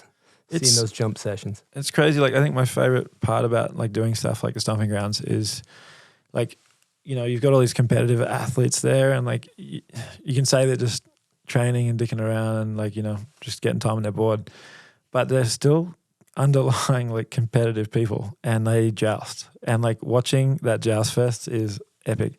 Like, I don't know, like on the days where it's sunny and there's no wind, like you just know it's going to get wild, and you just wait for the first couple of screams, people doing like fucked up shit. And like you'll be on the slope style, and like, there's a bunch of kids like learning their first triple, and like everyone's pumped, and like, there's a bunch of like NBDs about to start happening.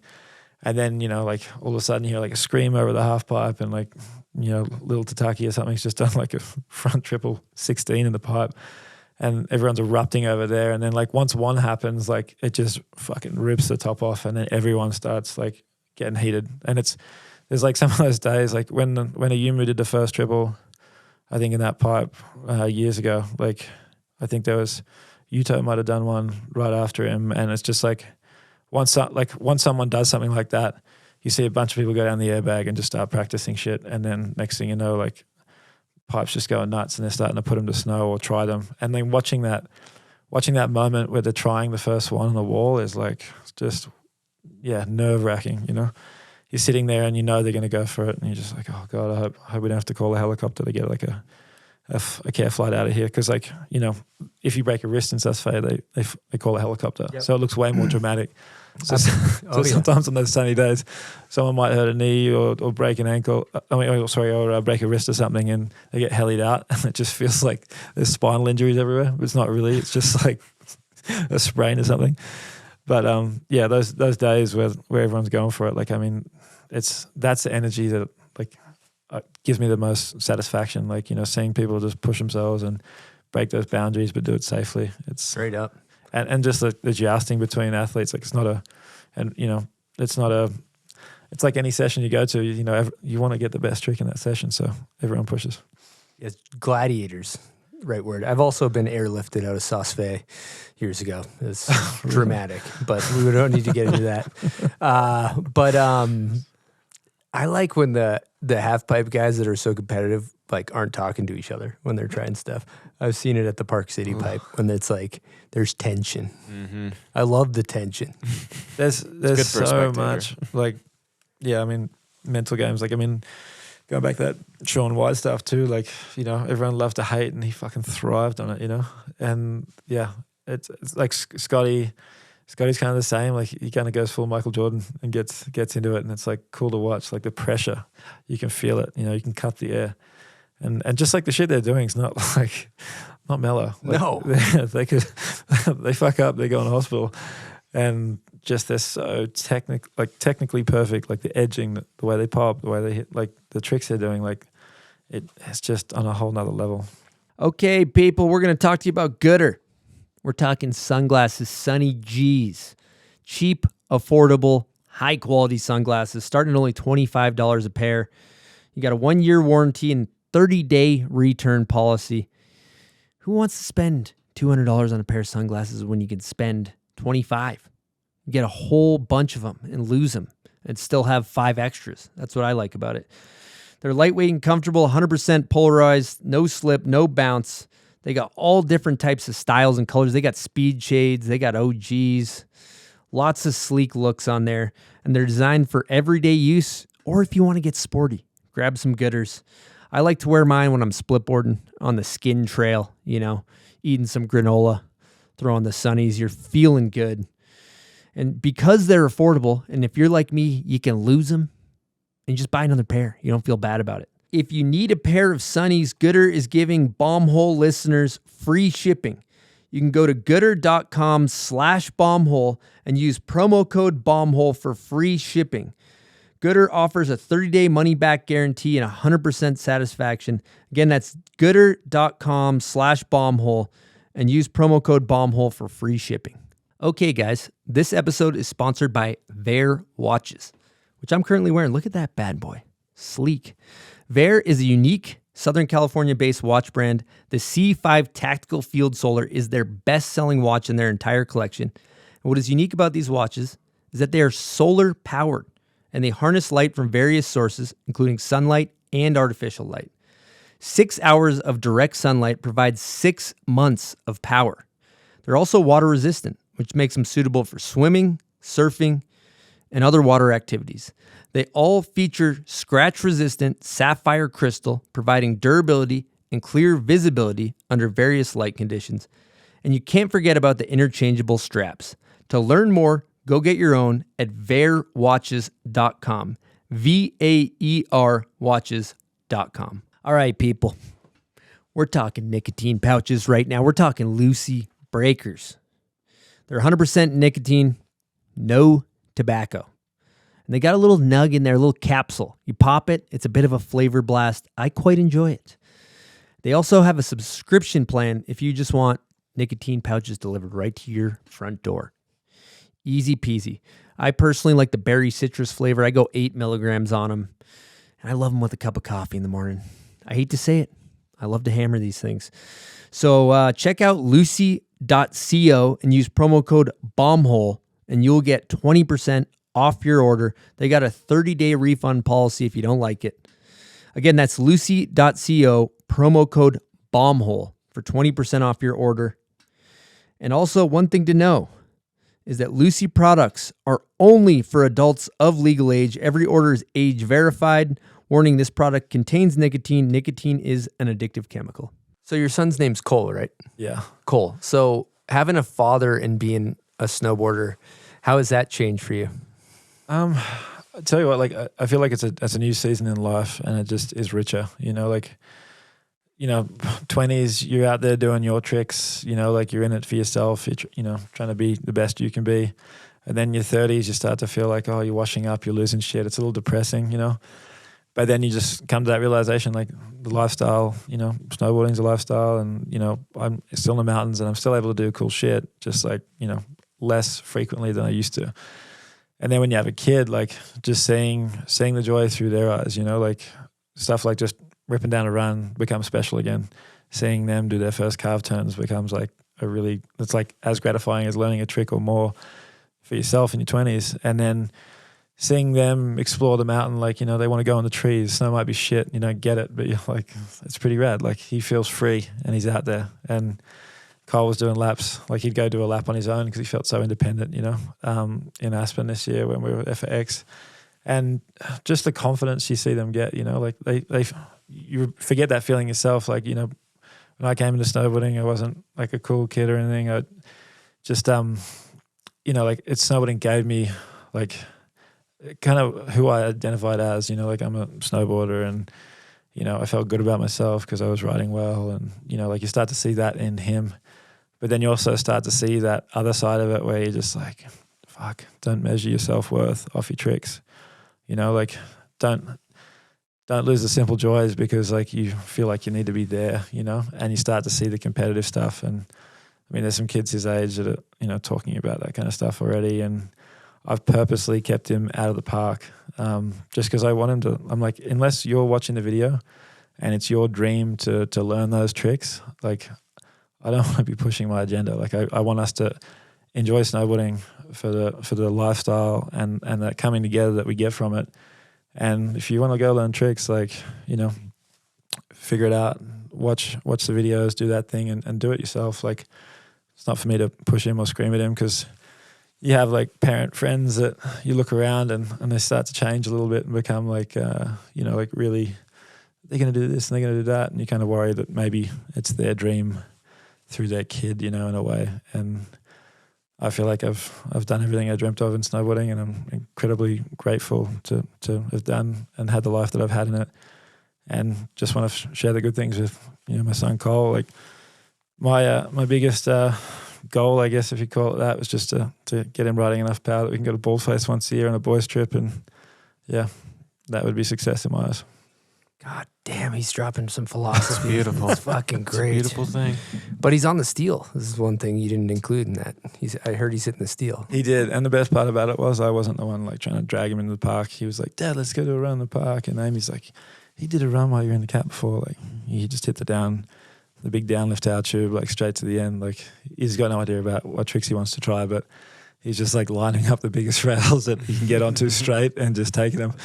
And the coolest part was like there's this like one long rail that he like wanted to get in front of me, and he came off early and he pulled off the side and he was like pissed, and he like unclicked and hiked back up the hill to get it. And I'm like, what are you doing? We'll get it on the next lap. He's like, no, lap's like 20 minutes here because it's such a long lap there. He's like just determined, which I mean, you can't teach that. He's got the fire. It's good It's good to see the rage, you know? Yeah, but you know, if you do teach him, if you end up getting into jump fundamentals, God damn it, get him, make sure he stays stacked. Make sure he doesn't hinge. It's a bad habit to break. I'll tell you, I'm 37. It's hard to reinvent the wheel at this point. Get a lot of squats, mate. A lot of planking and shit. Yeah, get him doing some planking. Have Mark Mick teach him how to spin backside. Mate, that's a heavy routine. Don't have him learn from me, I'll tell you that much. All right, we're going to get into hot takes. Are you familiar with hot takes? I might have listened to a couple of your podcasts for sure. Okay. That's a yes. First question. Your MJ, your GOAT, both male and female in snowboarding. Who you got? Whoa, it's a tough one. I feel like there's GOATs from every era. The most influential one for me, the one that like really got me fired up as a kid, was JP Walker. Woo. And I mean, I think through the years you could argue Torstein did similar feats as far as pushing boundaries in an even more technical era, but like the amount of breakthroughs JP had, and on the streets as well. Like, yeah, I would just be absolutely frothing to see his video part every year. It was amazing. Female, I'd say Zoe right now because she's able to do it all, which is kind of special. Jamie Anderson as well, but yeah, I guess currently doing it, Zoe. Solid. Snowboarding, art form, sport, or lifestyle? I think it's a lifestyle. Yeah, I mean, I base my year on it, so I'm a huge fan. In your opinion, who's one of the most underrated riders? Whoa. Tian Collins. Wow. Great answer. Yeah, that kid has been so fucking good for so long. And his style is just like a young Torstein. He's so good. He doesn't miss. And I just like, arguably one of the best snowboarders ever. Just had some bad luck with injuries and just didn't have the luck when it counted. But you watch him in practice and yeah, wow. You watch him snowboard anytime ever, it's fucked up. Yeah, it's tough because he's New Zealand, so not a whole lot of budge for kids that aren't US. So I mean, hopefully he gets looked after because he's got so much good boarding left in the tank, and I can't wait to see what he does in his endeavors with the filming. Okay, big question here: steel or powder? It's a tough one. If I'm in Australia, I'm going to pick steel. If I'm in North America, I'm picking PAL. Kind of dodging. You got to pick one, bit. though. Yeah. That's kind of doesn't count. It's one or the other. It's not really doing it for us. Yes or no kind of situation. You're going to hate me, but PAL. It's a good try. You can love it all. No. I'm trying to tell you, Chris. Not here. Get away from the down rail. Never. I just want to hit the buzzer. There, you can do whatever you want, guys. We don't care. It's fine. Who's got your favorite style ever on a snowboard? Torstein. Solid. Who's got your favorite method? Brock Crouch. Yes. That's a good one. He works on it, and I see other kids trying to emulate his method. I mean, if you're going to go old school, Jamie Lynn.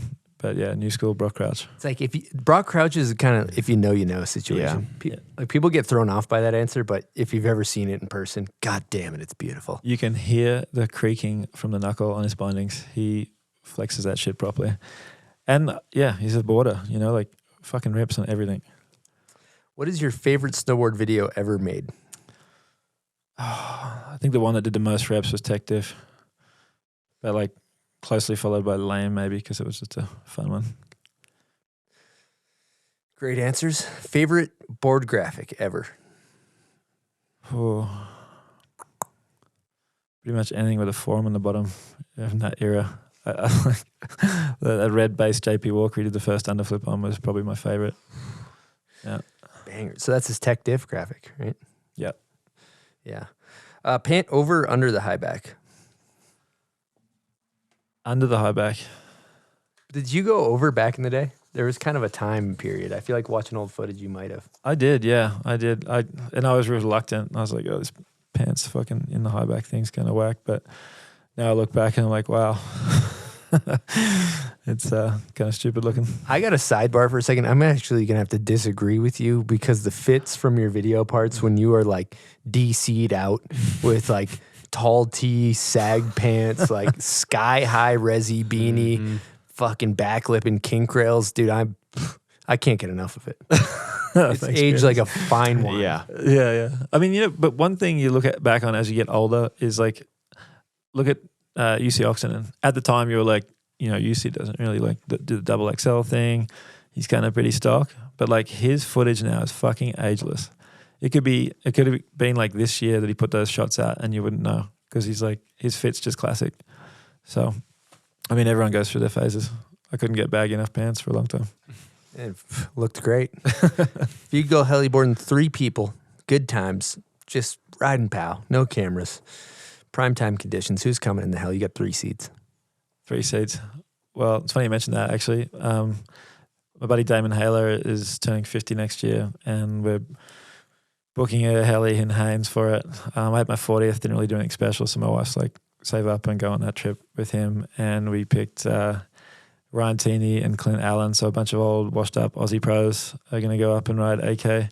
So you're doing it next spring. Wow. This is an actual thing. This is the first time it's happened. Yeah. It's actually real life. So I have thought of it, and that is the answer. Holy shit, Crazy. that's very inspiring. Yeah. It's very.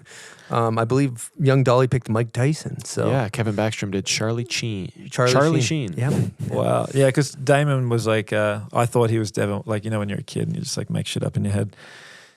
He used to wear like the Devon Walsh special blend jacket and threadbow, and he fucking loved hitting yakas. Like he would go massive and looked so good riding his board. He kind of looked like Devon. And like he went to Snow Park and hit those like 110-foot jumps and stuff. Like any chance to like hit a big jump, he'd be there. And he was the reason I went to Whistler, because he's like, when you come up there, like he used to sled, ride all backcountry before everyone else really. And then yeah, like he's a paramedic now, but he still comes down to Threadbow and we just fucking blast around that hill. And yeah, he's already been to AK a couple of times in tail end of his career, and he's already sent me pictures, which is giving me fucking severe anxiety. Because like, have you been to AK and done any of that? No. Damn. Like I've sledded, in Whistler and Tahoe for like a decade, but like I haven't done the AK thing. So yeah, there's a little bit of apprehension, but I'm in good hands. It's gonna be all time. Dream sponsor, anything in the world, doesn't have to be snowboard related. What do you got? Oh, I'm pretty happy with the Pre-North one right now. You can't plug. You can't plug reels with that. You can't play.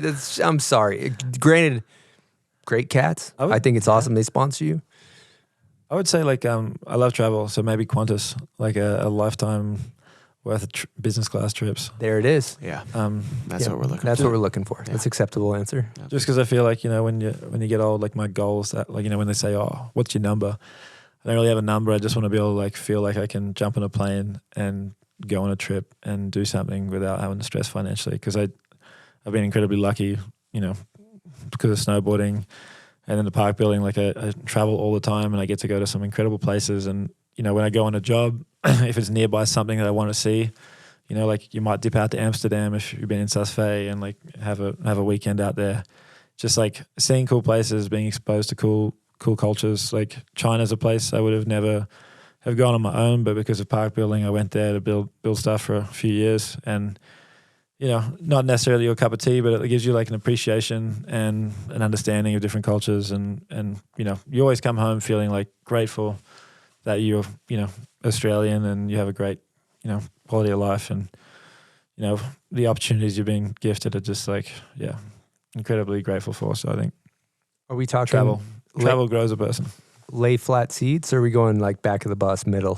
What are we talking? I think if we're picking, we're going to go up front. You're going lay, all the boys up front, lay flat. I mean, and here's the thing, like a lot of people go, oh, fuck, looks pretty good. Like I fly economy all the time.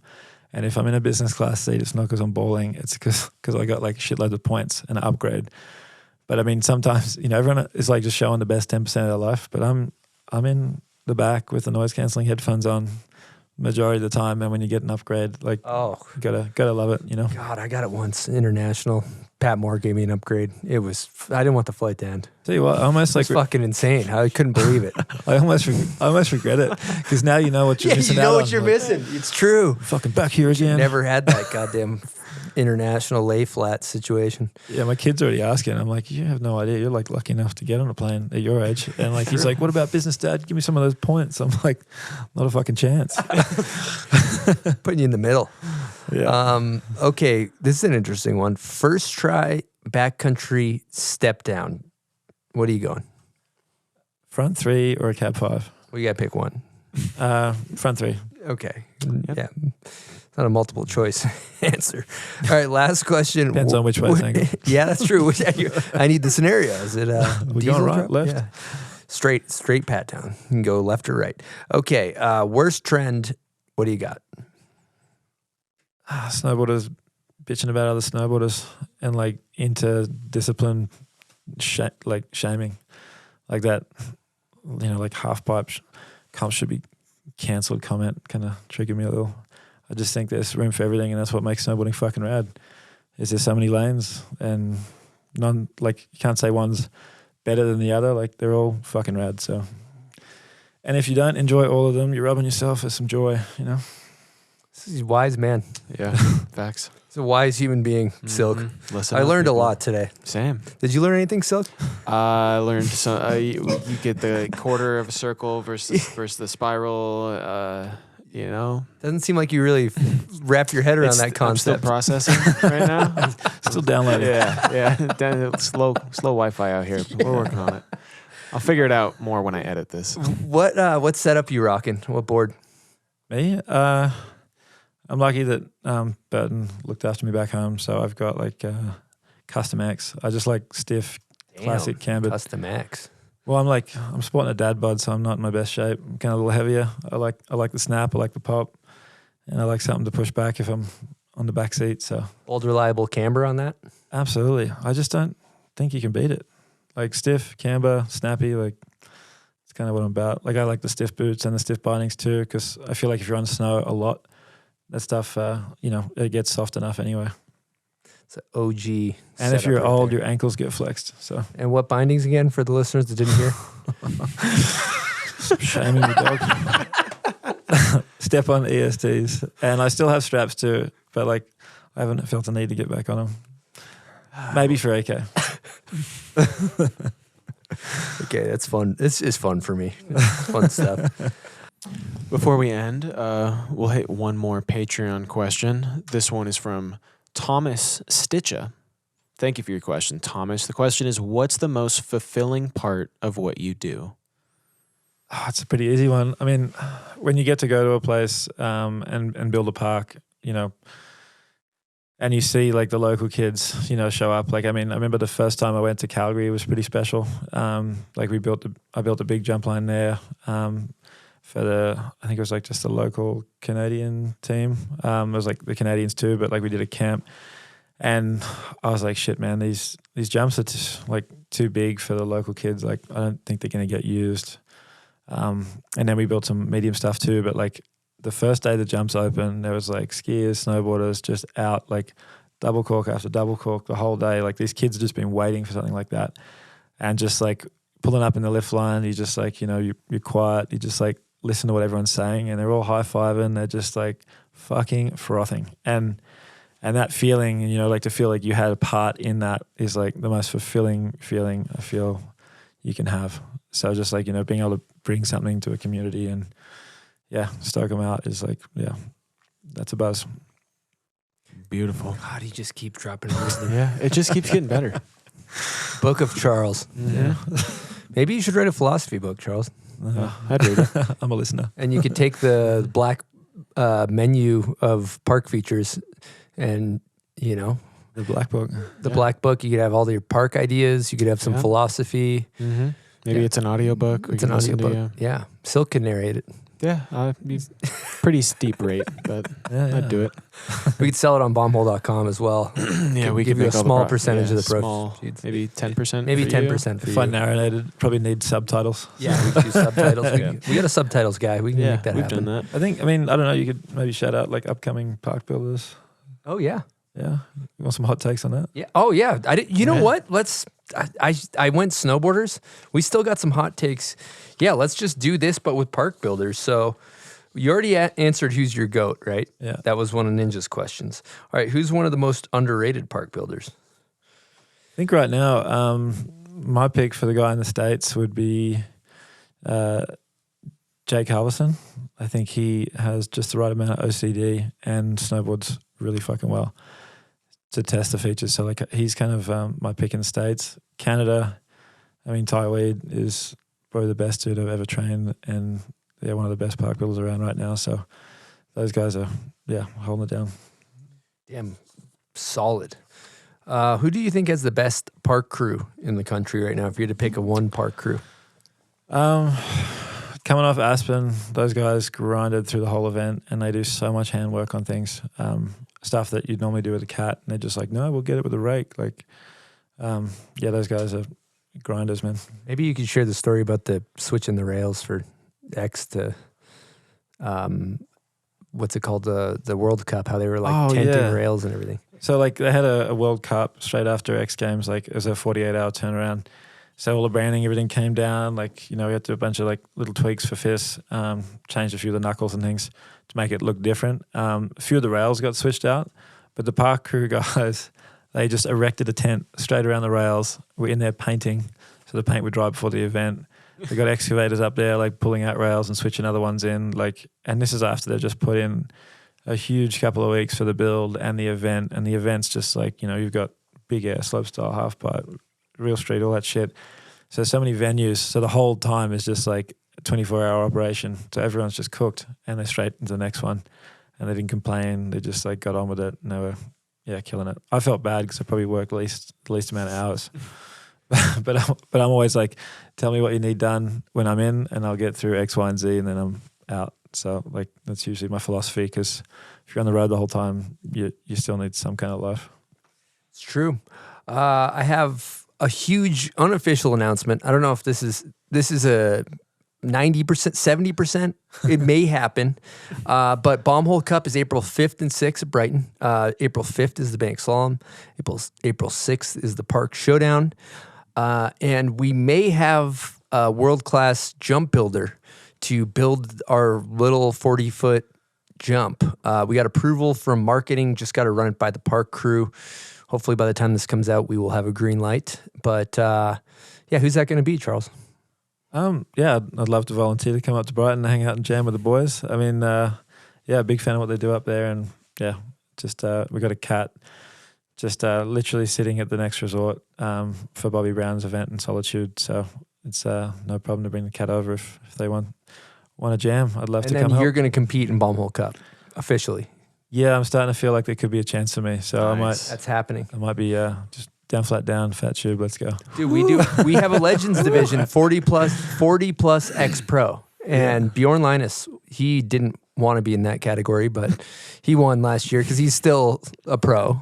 And Daryl Mathis got some trophies. Seth Hewitt was in there. Mm-hmm. You just turned 40. You're in there now. So I think you could take these guys down. Oh, yeah. There's a couple of heroes in there I would love to try and see how I go against. So, maybe there's some competitive streak left in me. Yeah. I'm not seeing a lot of backlips out there. No, dude, you do a couple 7s, you do a couple 5s. Yeah.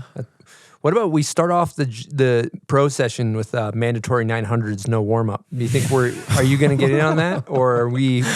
What's our take? I might be tapping out for that one. Okay, just wanted to see. If we're talking Cab 7, I'm like, I'm down to play. It's one more 180 though. It's right there. What's the big deal? And here's the thing: you're going to be in the cat. You're going to be pushing the blade. You're going to be eyeing it up for hours. Yeah. And you're going to be like, you know what? I got. You know what? Maybe I think just I got do a Cab quick 9. little sketch of it beforehand. Yeah, you could sketch good to out go. the sequence. Yeah. So you're saying there's a chance? I think there's a chance. Shit, I might even have to dust one of those off. Just cab 800 to fucking catch my toe edge on the nuck. Just pre-spin, switch board slide off the takeoff. Let's do this. Face first in the landing. All right, last couple questions. Any thank yous you want to throw out before we throw a bow on this thing? Yeah, I mean, there's way too many thank yous. Everyone kind of knows who they are, and yeah, love you all and appreciate everything you've done. Obviously, my wife Amy for sticking with me for this crazy idea that we had, and it turned out well. She's just been there for me the whole time. So, and being a great mum too. Like, it's not easy when I'm away a bit. And yeah, like Fabia, Grubler, Ninja. Ninja's been there for me through everything, and then Brandon Dodds, my old mentor. There's just so many. Damon Heller, get me on park crew and really letting me hang out as an annoying kid, and just I know I forgot a million people, but yeah, thank you. All good. One last thing. Mum and sister for sure too. Your mom and your sister. Mum for planting the seed, and introducing me to things. And lastly, what's next, Charles? What's coming up on the horizon? How much time you got? Yeah, I don't know. We're only a few hours in. Long format. Yeah. Tee off. Gonna go to Jackson for some shredding. Then I guess Canada for the World Cup is next, and then after that it's Solitude, Utah again for Bobby's event, and then Jackson for Monster's big spring shoot. And I think Red Bull's doing a performance camp in May somewhere, so could be Mammoth, could be Europe, depending on who gets snow. And then after that it's home and chilling. Maybe a couple hits on the airbag, who knows. I love it. Yeah, sounds great. And then if people are looking to support what you do or find you or follow you, where can they find you on the internet? Usually just Instagram, I guess, for myself. If you like watching some cool shit, Stomping Grounds is usually buzzing with some crazy tricks. Like Stomping Grounds in October again in South Bay is kind of what we're working towards. And then before that, we're going to do one at Threadbow in Australia in September. So, yeah, if you're at that level and you want to hit some good shit and get some reps, hit us up. Sick. I want to come hit one of those jumps, Charles. You should come to South Bay. It's crazy. It's like that's you alpha. You could do you could do a podcast there and just like all the talent. There. Yeah, that's pretty good. Presented idea. by Stomping Grounds, actually. I could get you there's a cool little bar there, like a little hole in the wall. You could set that up. Insane. I could do. We could do like Chris's Road to Double Cork, maybe. I could go to a bag. Mm-hmm. Oh shit! You could go to Banger Park before. Yep, that'd be funny. Yeah, and it's really easy to claim that from the chair, but when you're strapped in on top of the wedge, it's a whole different story. If you want to get out to Australia, you should come. Australia's fun. The culture down there is like hardcore rail kids. They absolutely love it. Like jumping's almost like uncool because there's just so many rail kids. They love this deal. And slides good. Yeah, hot laps. Parrish has got an amazing park still. They still have like great rails and stuff. Threadbow's got the mini pipe. There's quite the scene there. It's dope, and I love riding in the gum trees. Yeah, those things are cool. That special edit with Torstein where he did all this stuff through those things. Yeah, it's so dope. I mean, I don't know. You just got memories. You know how it is. Your home hills, like your spot. Threadbow's a special place for me. And yeah, I mean, Richie Carroll and those guys at Threadbow, back in the Stomping Ground stuff to happen, and Scotty getting behind the pipe. Like, yeah, I kind of feel like we're in a rebuilding phase of the park here in Australia. So, love it. Well, I think we did it, Charles. It's been a hell of a damn show. Oh, yeah. I feel wiser. What about you, Silk? Yep. It's still processing, but I'm feeling it. I'm feeling something. How do you feel, Charles? I feel good. I feel like we've touched on it all. Probably talked too much. So no, that's what you're here for. You did great. Well, I just want to say thanks to all of our sponsors. Thanks, Charles, for you coming on the show. Really appreciate it. It was awesome. Thanks, Chris. And lastly, all of our Patreon members, thank you guys. Everybody that supports us, everybody that listens, this whole community. We freaking love you guys. Silk, why don't you hit us with the sign off? Me? I've already done it. What about Charles? Charles, do you want to take us out of the show? Yeah. All right. Well, thanks for tuning in to the Bumhole. If you're like me, love this shit. And can't wait to hear more episodes. Thanks for what you guys do. Yeah.